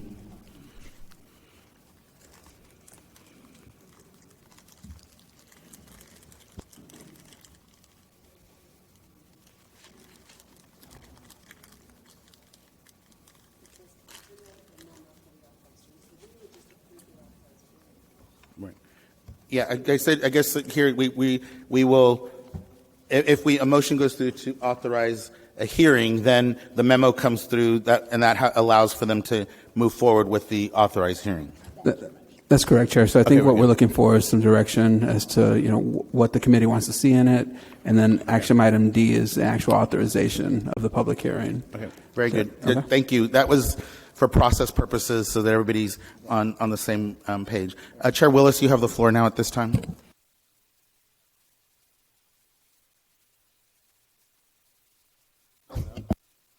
Hello. Okay, thanks. I'm supportive of exploring this and seeing what we could find out about this. I mean, I'm an ad industry veteran and remember how exciting it was going from paper to vinyls, and now I see vinyls on the tollway that are drooping and dragging and faded and really don't look good. And so I'm excited about the prospect of being able to move to this, and just sounds like we're going to be doing our due diligence on it. I'm really excited on slide 9 to understand the inventory more completely, because I know Outfront Media has been supportive in helping the city with messaging, and so I'm going to inquire with our communications group about what Clear Channel is doing, since they have such a large segment of the market. But thank you. I'm supportive of moving this forward. Mr. Atkins? Okay, of course, how many digital billboard do we have in the city of Dallas? We currently have 49 structures and 79 faces on those structures. 49 structures and 79 what? 79 faces. So we can put another 30 faces? Is that what you're saying? Are we saying 79 faces and 49 billboard? Are we 30 faces we can add to it? Is that what you're saying? Well, with the sunset, we're not allowed to add any digital faces. If the sunset weren't in place, then we could potentially add multiple faces to those 49 structures. Some of those structures have 3 faces. 3 faces, right. So therefore, since there's a sunset on these billboards, do we need to revisit our sunset? That would be something that is included in the current proposal, but yes. Is there a timeline on revisiting the sunset in this proposal? I believe that original proposal included, it was either a 5 or a 10-year. Generally, they run about 5 to 10 years. I mean, do we know? Depends on individual cases. Do we know? We should know. It's a sunset. Do we know when the sunset's up, when we for the revisit? Do anyone can answer that question? So the one in their proposal is for 2028, July 31st, 2028. So it's 5 years before we can visit. Is that correct? Is anything we can change to move that up? So as an authorized hearing, everything's on the table. This is just something somebody proposed. We were asked to give a briefing over it. If the authorized hearing takes place, we'll conduct research and give our best recommendation and provisions. I think, I'm looking at billboards now, in the past, with the vinyl and the paper on the billboard, you got to change them so much, and it's outdated. You put something up today, it's outdated the next day. You look at an ambient alert, what's going on, public information, public hearings going on. So I think that we need to look at it, Chairman, to find out how do we undo the sunset. I mean, that was a different, they are not billboards that look cluttered, on the freeways. I know on 35 right now, the billboards there now, you can't see them, so they got to be changed because they're obsolete. Because I don't know, when we do the deck park on the Sunny Gateway, you might have changed those billboards also. So therefore, I think we need to look at how we go to the 21st century with a digital billboard, because I know when 5 or 10 years ago, it was a different story, but we got to look into the future. So I think that in this authorized hearing, we still should look at how we adjust the sunsets on some of these billboards to go digital. Thank you. Very good. Thank you. Mr. Moreno.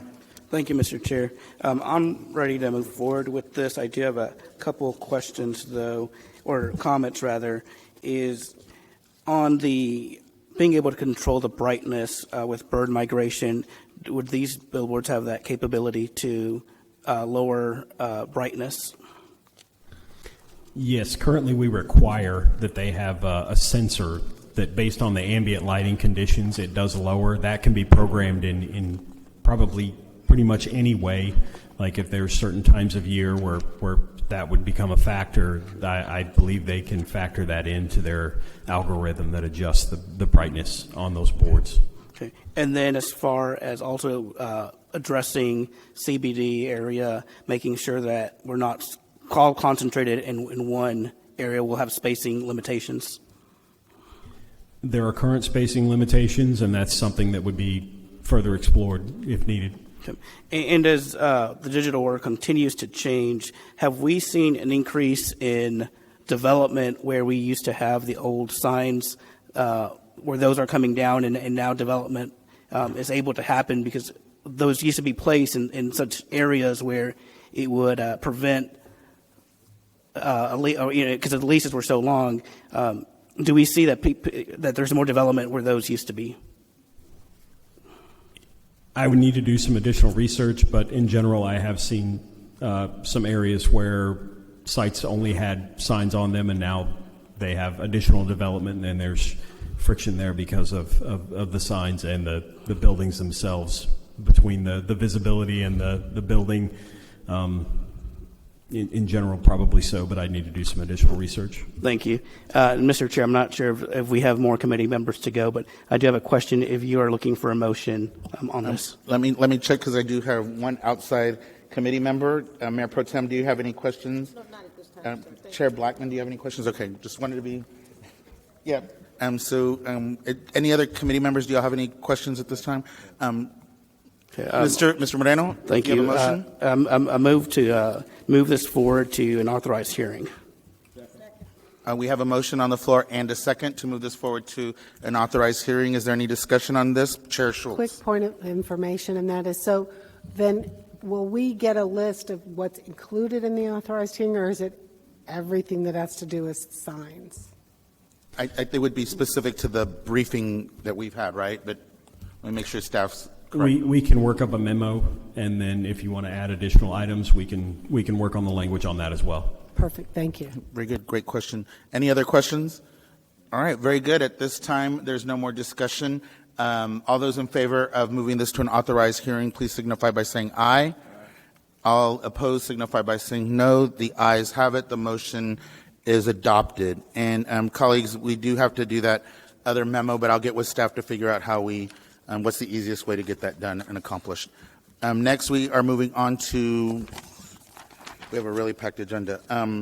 Briefings by memorandum. I'm going to just do E by itself, which is the update of the Dallas area rapid transit allocation of funds to the service area cities. This is, I put on here probably the day before the 72 hours, based on what happened on Wednesday. There were certain council members that didn't get to ask questions, and in order to try to be fair, even though this belongs to the full body, we can do it. I had to ask questions first to make sure if we could or couldn't. Legal did say that we could move this forward through a briefing by memorandum for informational purposes. That's what it's about, is informational purposes, so that folks could ask their questions publicly. So at this time, if there's any questions about the basically, this is the briefing from Wednesday. So if you have questions on it, Chairman Atkins, you have the floor. Okay, Michael Morris, you still there?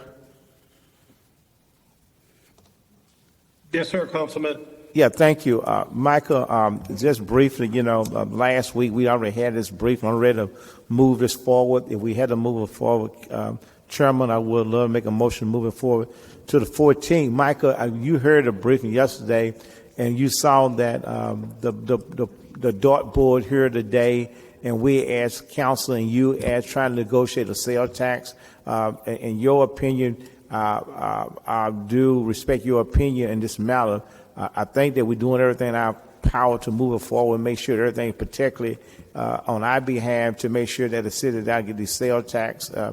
Could you opine on any of that discussion, that since you were part of it? Councilman, thank you, Mr. Chairman, members. Can you hear me okay? Yes. I wasn't there the day I was nominated to mediate this. You were down $80 million my first day, so it was 111.1 million to 31.6. We sit here today, including RTC commitments, at 101 million. So we've added $70 million back. I don't think it's going to get any better than this. I want to compliment TC and Dr. Perez, Ms. Lee and Dee. I think the staffs have already learned some very good lessons and have already demonstrated their capabilities to fix this problem. I hope that you as policy leaders look at this as possibly a new beginning. We heard in the previous conversation about the new bus system version 2.0. My hope is we can not only get your support to move forward. I think this is the maximum amount of money you're going to get back, which was my motivating force, was to get back as much money to the city, especially the council districts that had no impact or voice on how this was inherited. But I would hope you would commit to each other to create this more positive partnership with DART, because we're now growing at 1 million people every 7 years. And I got to get as much development inside transit service areas and inside our two central cities, Dallas and Fort Worth. So I got to get a greater partnership moving ahead between all parties. But to answer your direct question, net, we're sitting here right now at 101 million, 100.7. And I think that's the closest to 111 million you're going to get. Thank you very much. Thank you, Mr. Chairman. Thank you. Chair Schultz, I know you had your light on. We asked you to check it out because, I'm sorry, Chair Willis, I know you had your light on. I'm sorry. So please, you have the floor. Thank you. I just had a couple of questions because I believe the same item is on the GPFM agenda for tomorrow. So I think we'll dig into it a little bit more there. But just some points of clarification. So to understand under point 4 of next steps, item B, the transfer of $10 million of DART excess sales tax revenue to the NCT COG to leverage $15.4 million of federal funds. I feel like the way the language has been presented, it sounds like we give 10 and we get 15.4. Honorable Chair, members of the committee, yes, ma'am, that's correct. Robert Bettis, Assistant City Manager. So we give 10 and we get 15.4, or do we get 5.4? So we will net an additional 5.4. So we give 10, we get back 15.4, so we would net an increase of $5.4 million, which goes towards Mr. Morris's net of 100.1 or so. Right, I million. understand that. It's the way that the language has been. It just looks like we're getting, we're getting back more than we're giving. So in this case, it's the other way around. We're getting back more than we are giving. That's correct. We give $10 million and we get back 15.4. So we're leveraging an additional $5.4 million off of a $10 million investment. Still an interesting phrasing. Okay. So I think I'll bring up my other questions tomorrow, but it's really around this feeling that we've gotten this magnanimous gift on reducing the costs around delays, but I'm just not convinced that the shift in executive leadership and the way that we had originally agreed to get submissions all at once shifted to piecemeal submissions that created confusion around what might be a DART delay or a city delay. And so that's something I'd like to explore more tomorrow. Chair Schultz was asked them to turn their lights off earlier so everybody knows. No, he So can go first. He can go first. he's fine with you, Chair Schultz. Okay, thank you. I have a few questions. One is, this recommended use of funds is different from the uses recommended on December 8th, when you gave us the last briefing on these. And so I understand that some of them had to reduce because we were basing it on the entire amount. But I was wondering if a couple things that weren't in there at all, and like how the streetcar get added in. That's my first question. Councilmember Schultz, within the last maybe 60 to 90 days, DART has come to us with a request of $3 million minimum to complete upgrades to the existing streetcar. There are upgrades and then also completing studies to improve its efficiency. That's something that's probably come up in the last maybe 60 to 90 days. And so we weren't considering that as part of the original use of funds that had been shared towards the end of last year. Understand that we need to fund this. It is an eligible use of funds. And so it's our recommendation that we fund that $3 million for the streetcar. And why are we funding it and not DART? So DART, again, is the operator of the streetcar. We actually own the streetcar, Okay. So yeah. Okay, thank you. And then on the pilot program that we talked about during the interviews, this will fund because it was originally $1,475,000. So how long will this $500,000 last? So going back to the details of that, $250,000 of that is recommended to go towards the K through 12 Right. Pilot project, and then another $250 is recommended. Okay. Is that 1 year? Ma'am? Is that just 1 year? It's 1 year for the homeless initiative, the K through 12, because we haven't fully developed this pilot project. I can't give you a number as to how long that would take us. I know that there's been some preliminary discussions with DISD to potentially partner with us on this, so it might actually extend. Extend the program as we develop it. I do understand that there's other school districts within the city of Dallas that we would need to work with, but at the onset, we do have a potential partner with DISD to actually stretch those dollars, ma'am. Well, since the MOU will be signed between the executives, I think it's important that we make a note on this particular one.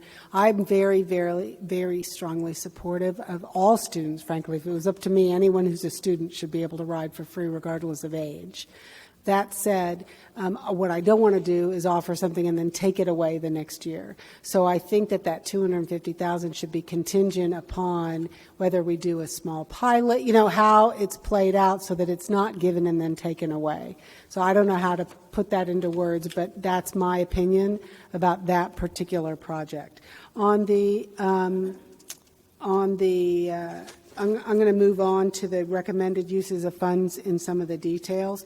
I also think that because we're not doing this from a racial equity perspective or some of the other places where we are investing in much needed racial equity, that there's I'd like you to explain, and you don't have to do it now, but I want to understand how these funds are going to be used so that it is equitable in terms of need, especially since, frankly, a lot of, very little of this is going toward the things that the residents of Dallas in general are using, like the sidewalks and things like that. So could you talk to that for a minute, please? Yes, ma'am. For specific to the traffic signals, what we looked at was the highly traveled or priority corridors for DART, and then we overlaid the condition of our signals along those corridors. So Gus actually helped us develop that list based upon the DART priority corridors as well as the conditions of the traffic signals. For the sidewalks, we took just from the sidewalk master plan, and keeping in mind, ma'am, that sidewalk master plan, some of the criteria includes proximity to DART stations or to DART stops. So the $10 million would just fund the remainder of the initial $30 million of the sidewalk master plan. The ADA ramps, we looked at citywide, Public Works and Ali developed a list according to the $50 million based upon the missing ADA ramps across the city. I can share that with the committee either tomorrow through memorandum. And so we have that list as well. Some of the other things that we're looking at, the traffic markings would be condition-based need, wherever we need them, but that they're also along the DART priority corridors. So, and the other things, like the COG funding for the 5 Mile Creek funding, that's just going to be a citywide. I can't really break that down. No, I understand that. Well, and I think that one thing that you could do on that one in particular would be to share the ultimate, over time, if we're investing X, we're expecting Y, and in quality of life and economic, and things that are measurable in economic development for the whole area. Because even though it's a greenbelt project or a trail project, it's going to have massive impact in terms of value. So economic development maybe could help with some of that as well. Yes, ma'am. The last thing I just want to clarify for myself and for the public is moving forward, the controls and the sign-offs for this is strictly between our executives. Is that correct? What oversight, if any, will council have on this?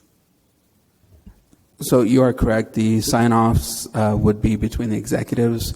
However, in discussions with our chief financial officer, we will be setting up a special fund for these dollars for transparency purposes, so that City Council at any time can see what we're actually receiving and what we're actually expending. So there will be a financial oversight, if you will, of these dollars. But you are correct. Going back to the nuts and bolts of things, the executives would be handling that. Okay, thank you very much. That's all, Mr. Chair. Very good. Chair, Mr. Moreno, you now have the floor. Thank you. First, thank you for putting this on today's agenda item. But I do have a question for or maybe staff or our chairman, is what would the rationale was by putting it on an MOU rather than bringing it back to the full body as a full briefing? So regarding the MOU, sir, we're still developing that. I'm sorry, the briefing by memo that we have in front of us today. So we did brief the item to the entire council last Wednesday. However, quorum broke during the question and answer portion of that. So being that the presentation had already been briefed, I think that the purpose behind putting it on a briefing by memorandum was to continue the Q&A session, given that council has already been briefed on this item. Okay. And what's our timeline to get this executed and turned back over to DART? What are do we have anything that's preventing us from having this as a full memo? As a full briefing. So as far as delaying, I will say again, we've already briefed it to full council. As far as if we continue to delay the item, then certain. So we do have a finite amount of time to deliver these projects, so that's going to take away from some of the delivery time. Two, one of the items, the revolver fund to the COG to get back to $15.4 million. If we don't approve it this month, then we delay the TIP cycle, as I understand. And so that could delay funding coming back for the 5 Mile Creek project. I mean,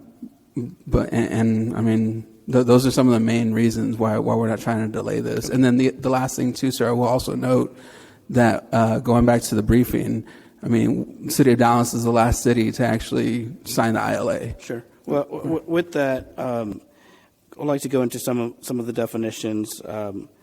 Good faith. Do we have a legal definition on good faith? I do not believe, sir, that we have a legal definition on good faith. I think that's what the MOU that we are trying to execute and develop would kind of give us a playbook to go by. Think of the ILA as a rule book. Think of the MOU as a playbook as to how we actually execute these projects.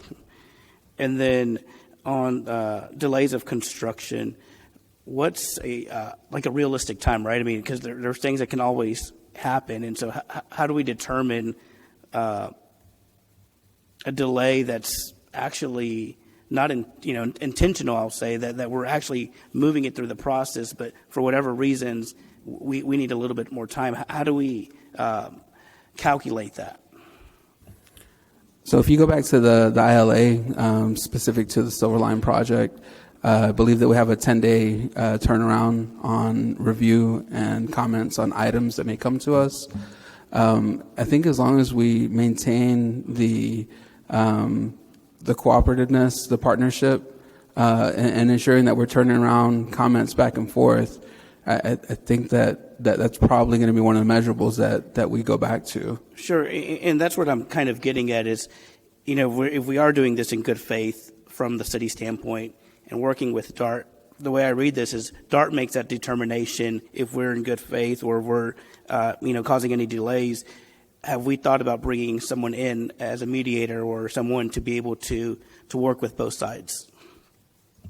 So I think earlier this year there was a very good example, and I know Mr. Morris has he came in at the end of this and really helped us to get to this point.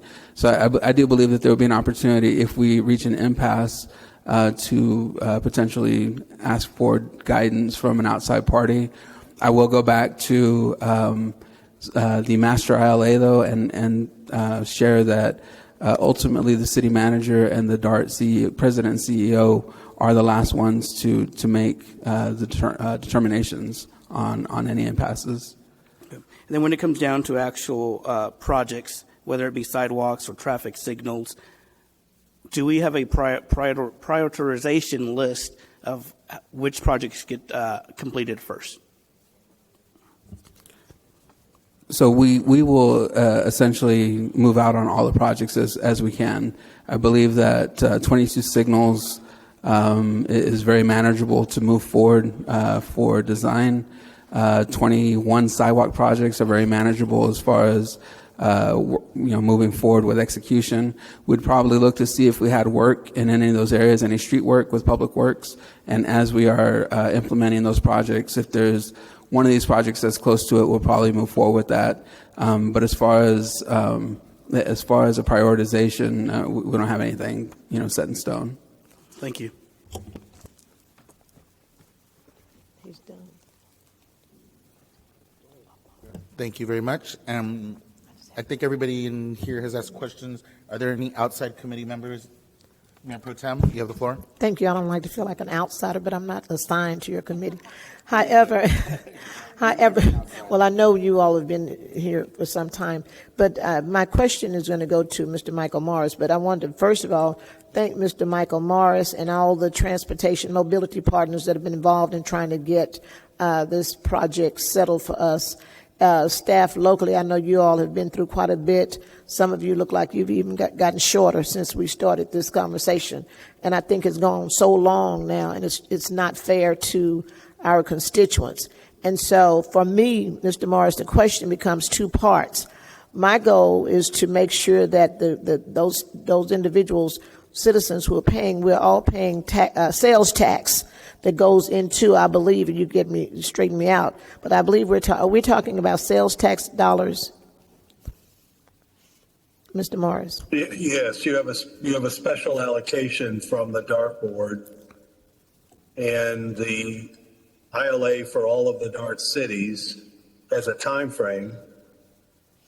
That ILA has not been signed by the city of Dallas, so Dr. Perez has indicated if they're going to meet the deadlines, so your citizens get the items that are in the ILA,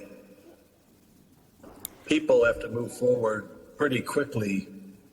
In fact, we went to the RTC last week and got approval, unanimous approval on the trade for the local money and the bicycle facility on 5 Mile Creek, because we are trying to slot the federal funds in time. So it's contingent on your approval. So that action is not moving forward at the RTC until you approve the particular agreement. So yes, sales tax dollars are going back from DART to the city on the projects that Dr. Perez highlighted for you.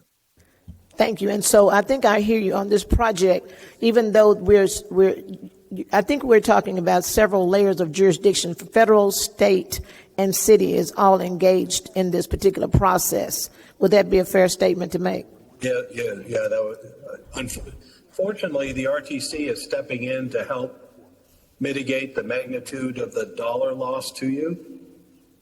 And as a result, the federal government and the state government are now involved in the allocation of those revenues. All right. So I want to wrap it up because I know we're folks are tired, but and it's a long conversation. But I want to go on record and thank Chair for giving me an opportunity. Even though I'm not assigned to this committee, I realize now that it's been going on so long. My constituents, as I want to have a part of this conversation and allocation of dollars. $90 million is not going to be worth $90 million 3 weeks or 3 months from now. And so the longer we drag this out, the less we're going to be able to buy with those dollars. My community needs those sidewalks. They need infrastructure. We need a sound wall so they're not listening to on Lancaster Road all those horns blowing. And so we need to go ahead and whoever's doing this political posturing, I would say that to all council members. If you don't want your DART dollars, we will take them in the southern sector, particularly in District 4.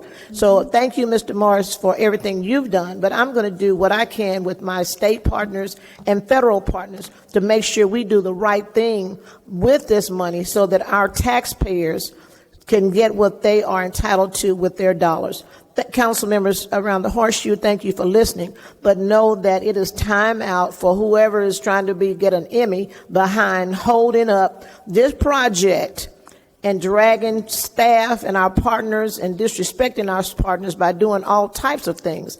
Chair, it's just time out for this, and I think our citizens deserve better and they deserve more, and that's what we were sent here to do. Thank you, Chair.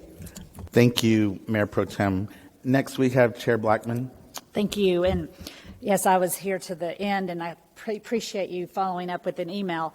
So I do have a couple of questions. And to what you just said, yes, I lived on a DART line, and we took tours, and we realized some of the things were not done well when it went through communities in the South.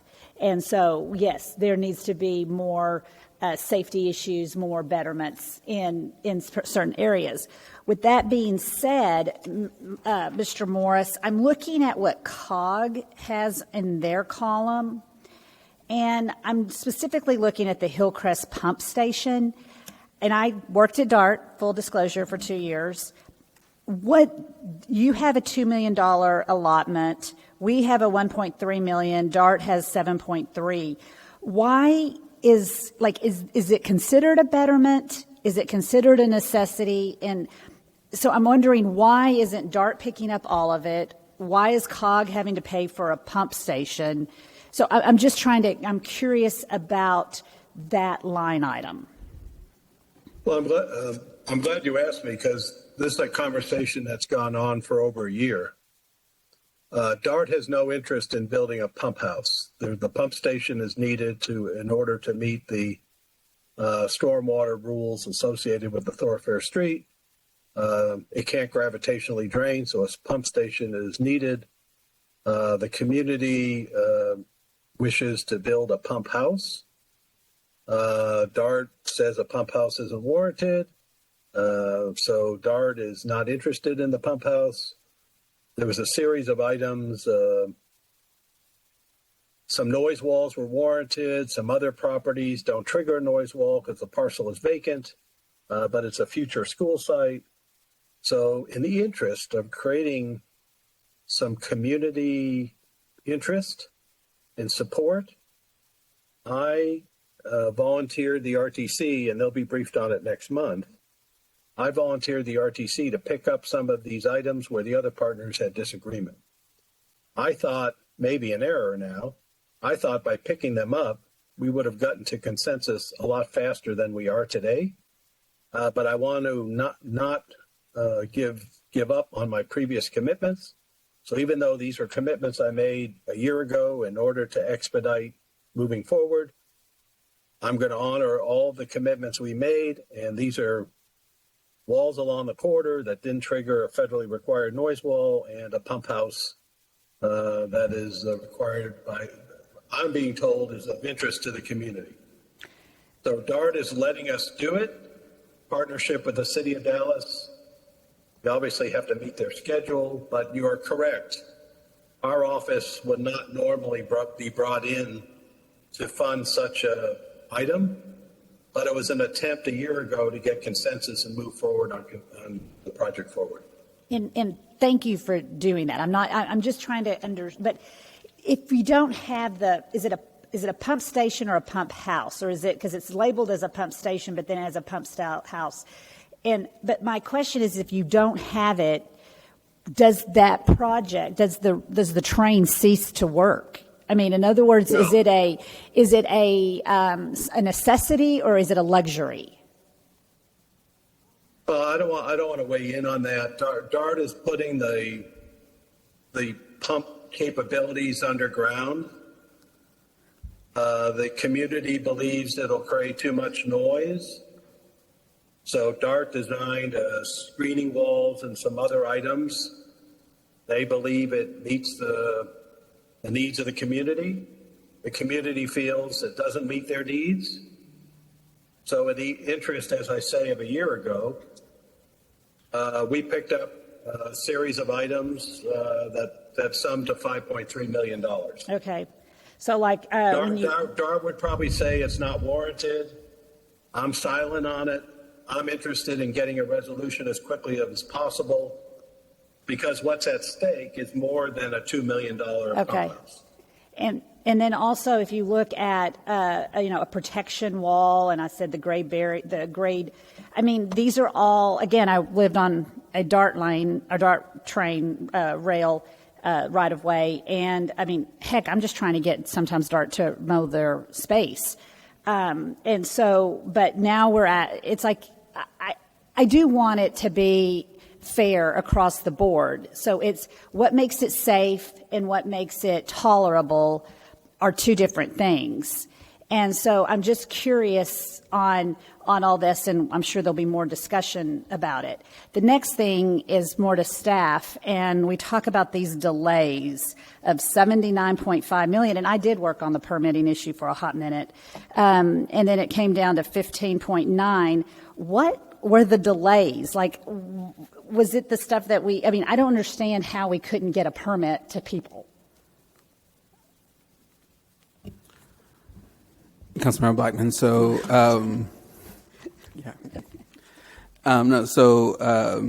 in the February 28th special call meeting with the DART Board and Transportation Committee,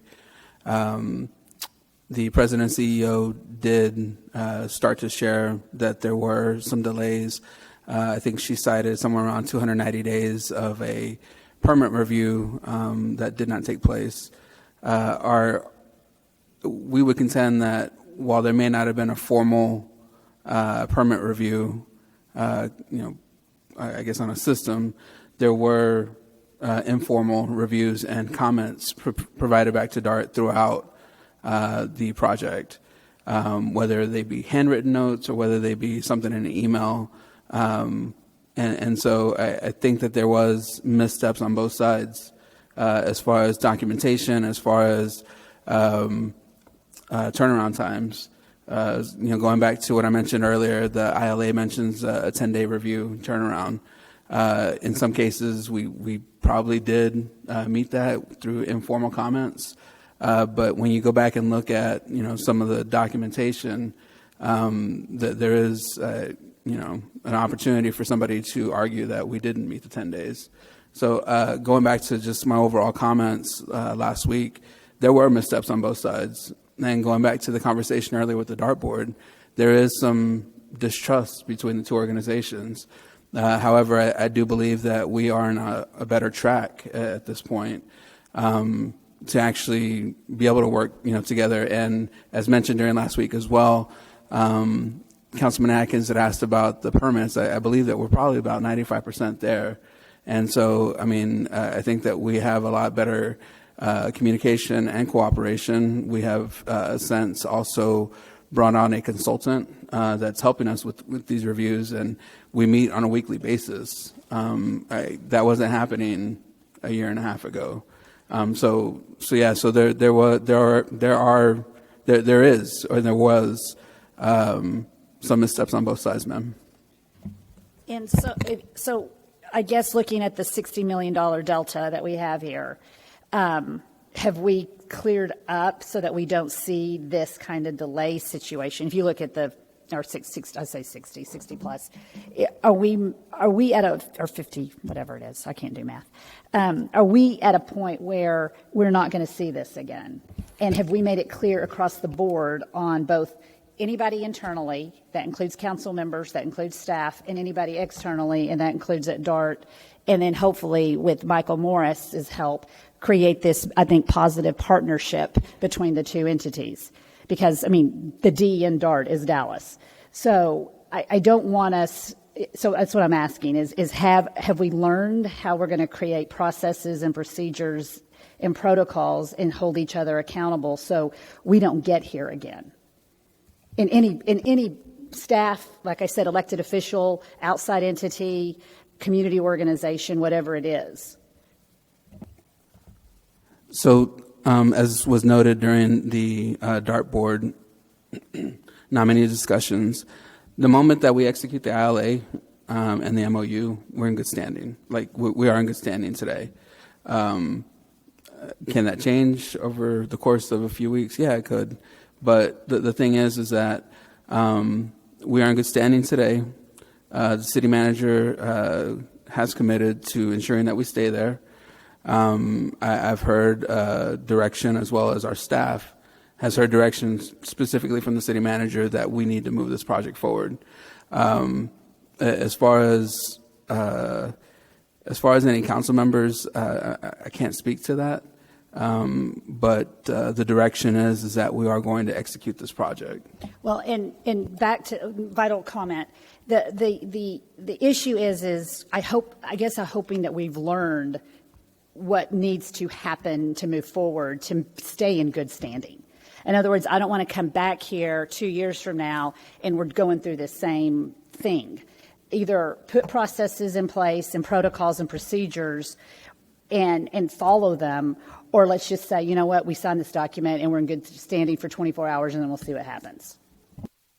And Councilmember, that was part of city manager's argument back in February, is that we didn't know, to Councilmember Willis's point, we didn't know that any of this was going to be retroactive. We didn't know that DART would come after roughly $80 million. We didn't know the rules going backwards. However, we do, between the ILA and the MOU, know what the rules are going forward. And again, just in the relationship building that we have had with DART, I do suspect that, and we will have every intent to go in after all the $90 million based upon the rules moving forward. Thank you. Thank you, Chair Blackman. Those were actually some really excellent questions from everyone on the committee. Mr. Morris, I want to excuse me, thank you for jumping in when requested to help be our mediator, if you want to say. You made the comment almost 2 years ago about how we were in almost like a divorce, but you were the person who was put in place to bring us back together. Marriage counseling, I think, is what you referred to it as. And we're getting there. And that's thanks to you, and thanks to a lot of what you and your team did in order to help then and now helping us with this negotiation. So thank you, and thank you also for putting your money where your mouth is and through the COG and helping us to figure out how we can balance things out. So I give you big praise and applause as chair, but also just as representing District 6 that these things were taken care of.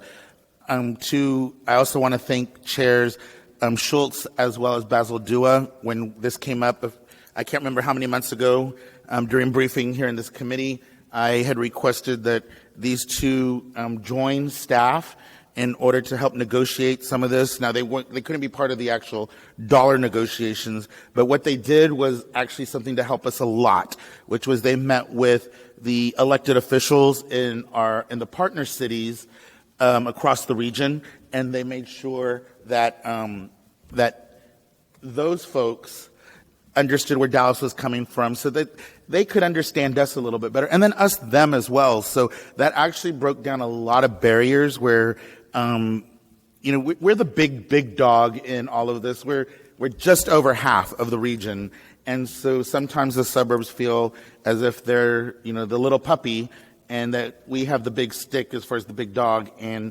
maybe they weren't feeling as appreciated, or that we weren't listening to their concerns as well as far as Dallas goes. And that helped bring in some communication between those two, between those different governmental agencies and ours. And then the other thing that's helped a lot is our DART appointees coming and meeting which we're going to go forward on I think a quarterly basis, maybe just 3 times a year basis, so that they can be in front of us, we can be in front of them, and have these conversations so that they're not in a silo, we're not in a silo, and this is just breaking down those barriers. So this has been successful. I hate to say that there's about 21 million not in here from the original 111, but that was founded that we were part of delays. I'm not going to go into what caused those delays, or if we don't have time for finger pointing. What we have time for now is to move forward and make sure, as Mayor Pro Tem mentioned, that we get this money, and we get this money as fast as possible, because every day that we go trying to wordsmith something or get this right or get that right in language is a day that we don't get as many dollars back, because we're now doing, again, the whole reason that we're here is constant delays. And we don't want any of these projects that are tied to this 90 million to get delayed, because every single one of us, our districts, have something in here from that $90 million. And whether it's a major project or a baby project, it's important so that we can get people more safely to DART stops, whether they're bus stops or stations or light rail. And this is extremely, extremely important. This is a once in, I believe, ever DART history for them to return excess sales tax to us. They could have easily figured out how to keep all this money, and I don't know how that would work. I've never been a part of DART. But all I know is that it's been offered, and we need to get things right, of course, but at the same time realize that this is the people who live in Dallas, this is their money, and it's being given back to us. So it's our job, or fiduciary responsibility, that we get this money back into Dallas, into our hands, so that our teams can get to work and get to do what is being presented before us. So I hope that we get to, when we get to vote on this on Wednesday, that we can get this done and forwarded. We now, just so that I can make sure I say it, on Wednesday we had a briefing. This was briefed. We did complete the briefing. We just didn't complete the Q&A. So I put this on the agenda in order for us to have Q&A. 2 non-committee members did join us today to ask so they could ask their questions. Some of our committee members chose not to stay here for the meeting, and that's how this process works, unfortunately and fortunately. It will be a Q&A, I believe, an informational session is on the agenda tomorrow at GPFM, so people can ask more questions there, and you can still ask staff questions between now and Wednesday, so that you will have hopefully had all your questions answered, so that you're comfortable enough to vote on Wednesday. I hope that we can get this done on Wednesday so that we don't lose any more money from any district. With that being said, we now have, can complete this and move forward to the rest of the briefing by memorandums, F, G, H, and I. Any council members? Chair Schultz. Thank you, Mr. Chair. I have first of all, I also wanted to just add one more thank you to the Office of Government Affairs. Carrie Rogers and her team did an incredible job of bringing us together with the other member DART cities and their government affairs, their city managers, and really giving them a chance to be heard. And I think that expedited the process of being able to get to this point. So thank you, Carrie. I have questions on item number F. Update to the Strategic Mobility Plan with Dr. Concarly.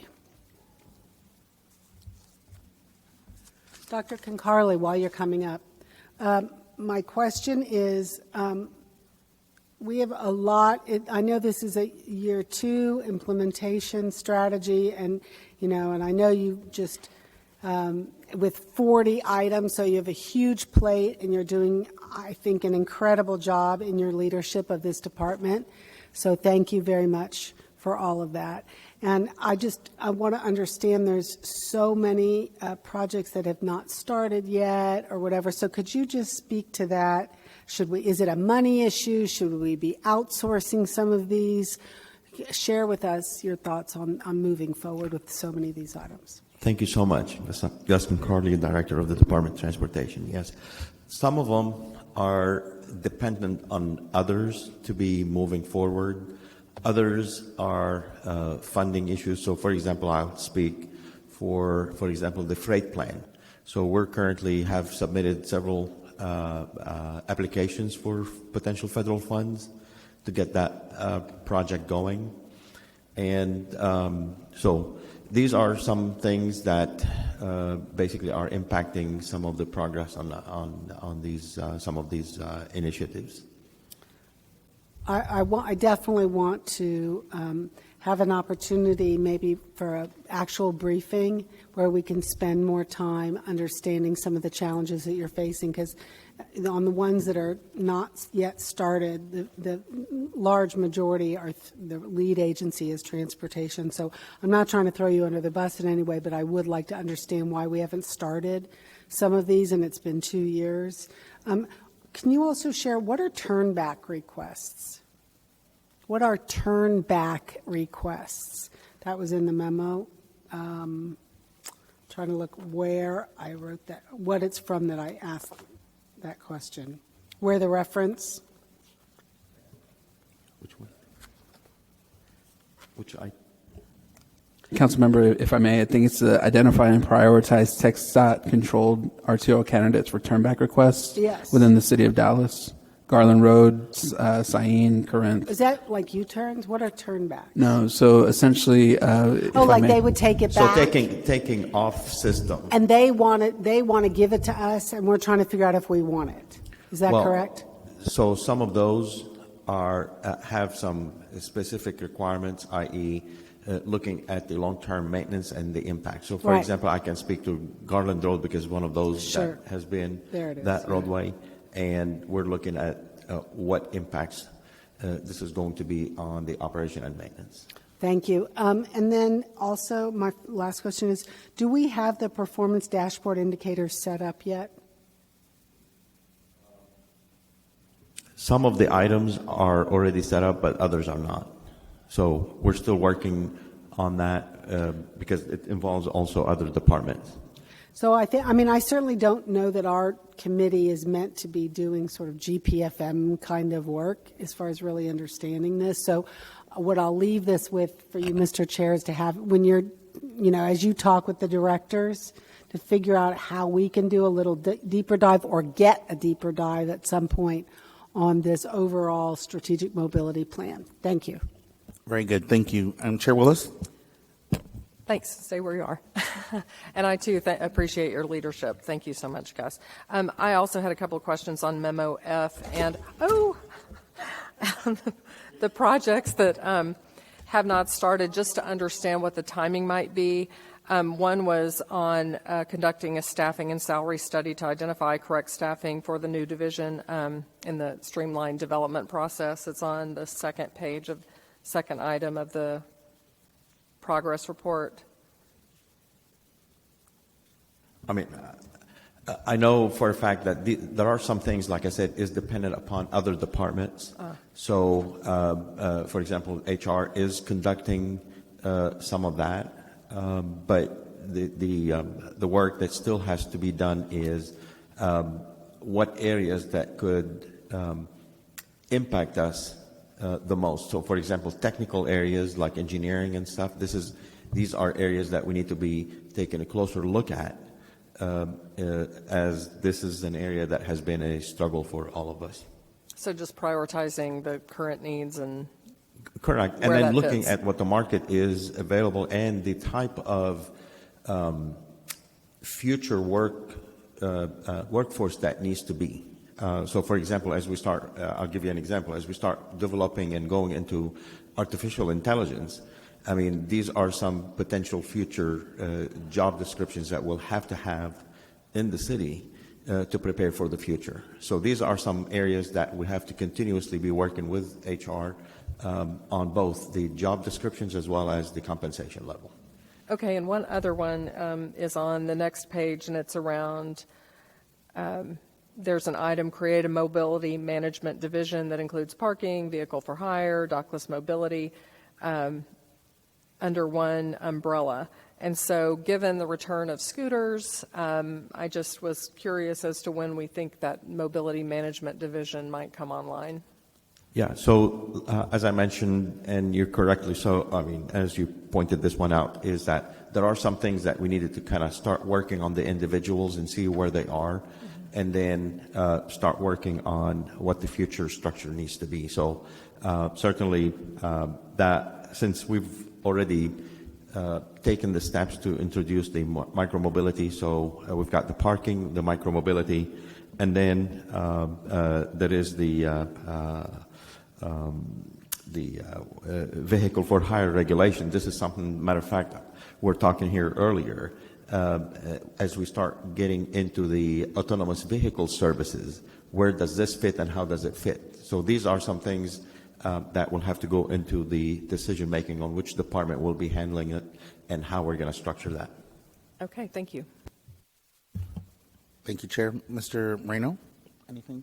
And anything else, Chair Schultz? You good? I do want to bring up Mr. Ali Hatefi on letter I. This has been brought up every single committee meeting, and I just, since I already got to hear about it earlier last week, I want you to just give us some of these really great updates that you have in here now, and if you'll just give the committee a real quick update, because I think you deserve it. Absolutely. Good afternoon, Ali Hatefi, Director of Public Works. Let me just pull this one up. I will start with the memorandum on the performance, and you can see for the May 23 performance that you're seeing on this memo, we have wrapped up a lot of project. We completed almost 46% at the time that the report was pulled. It's probably closer to 50% at this point.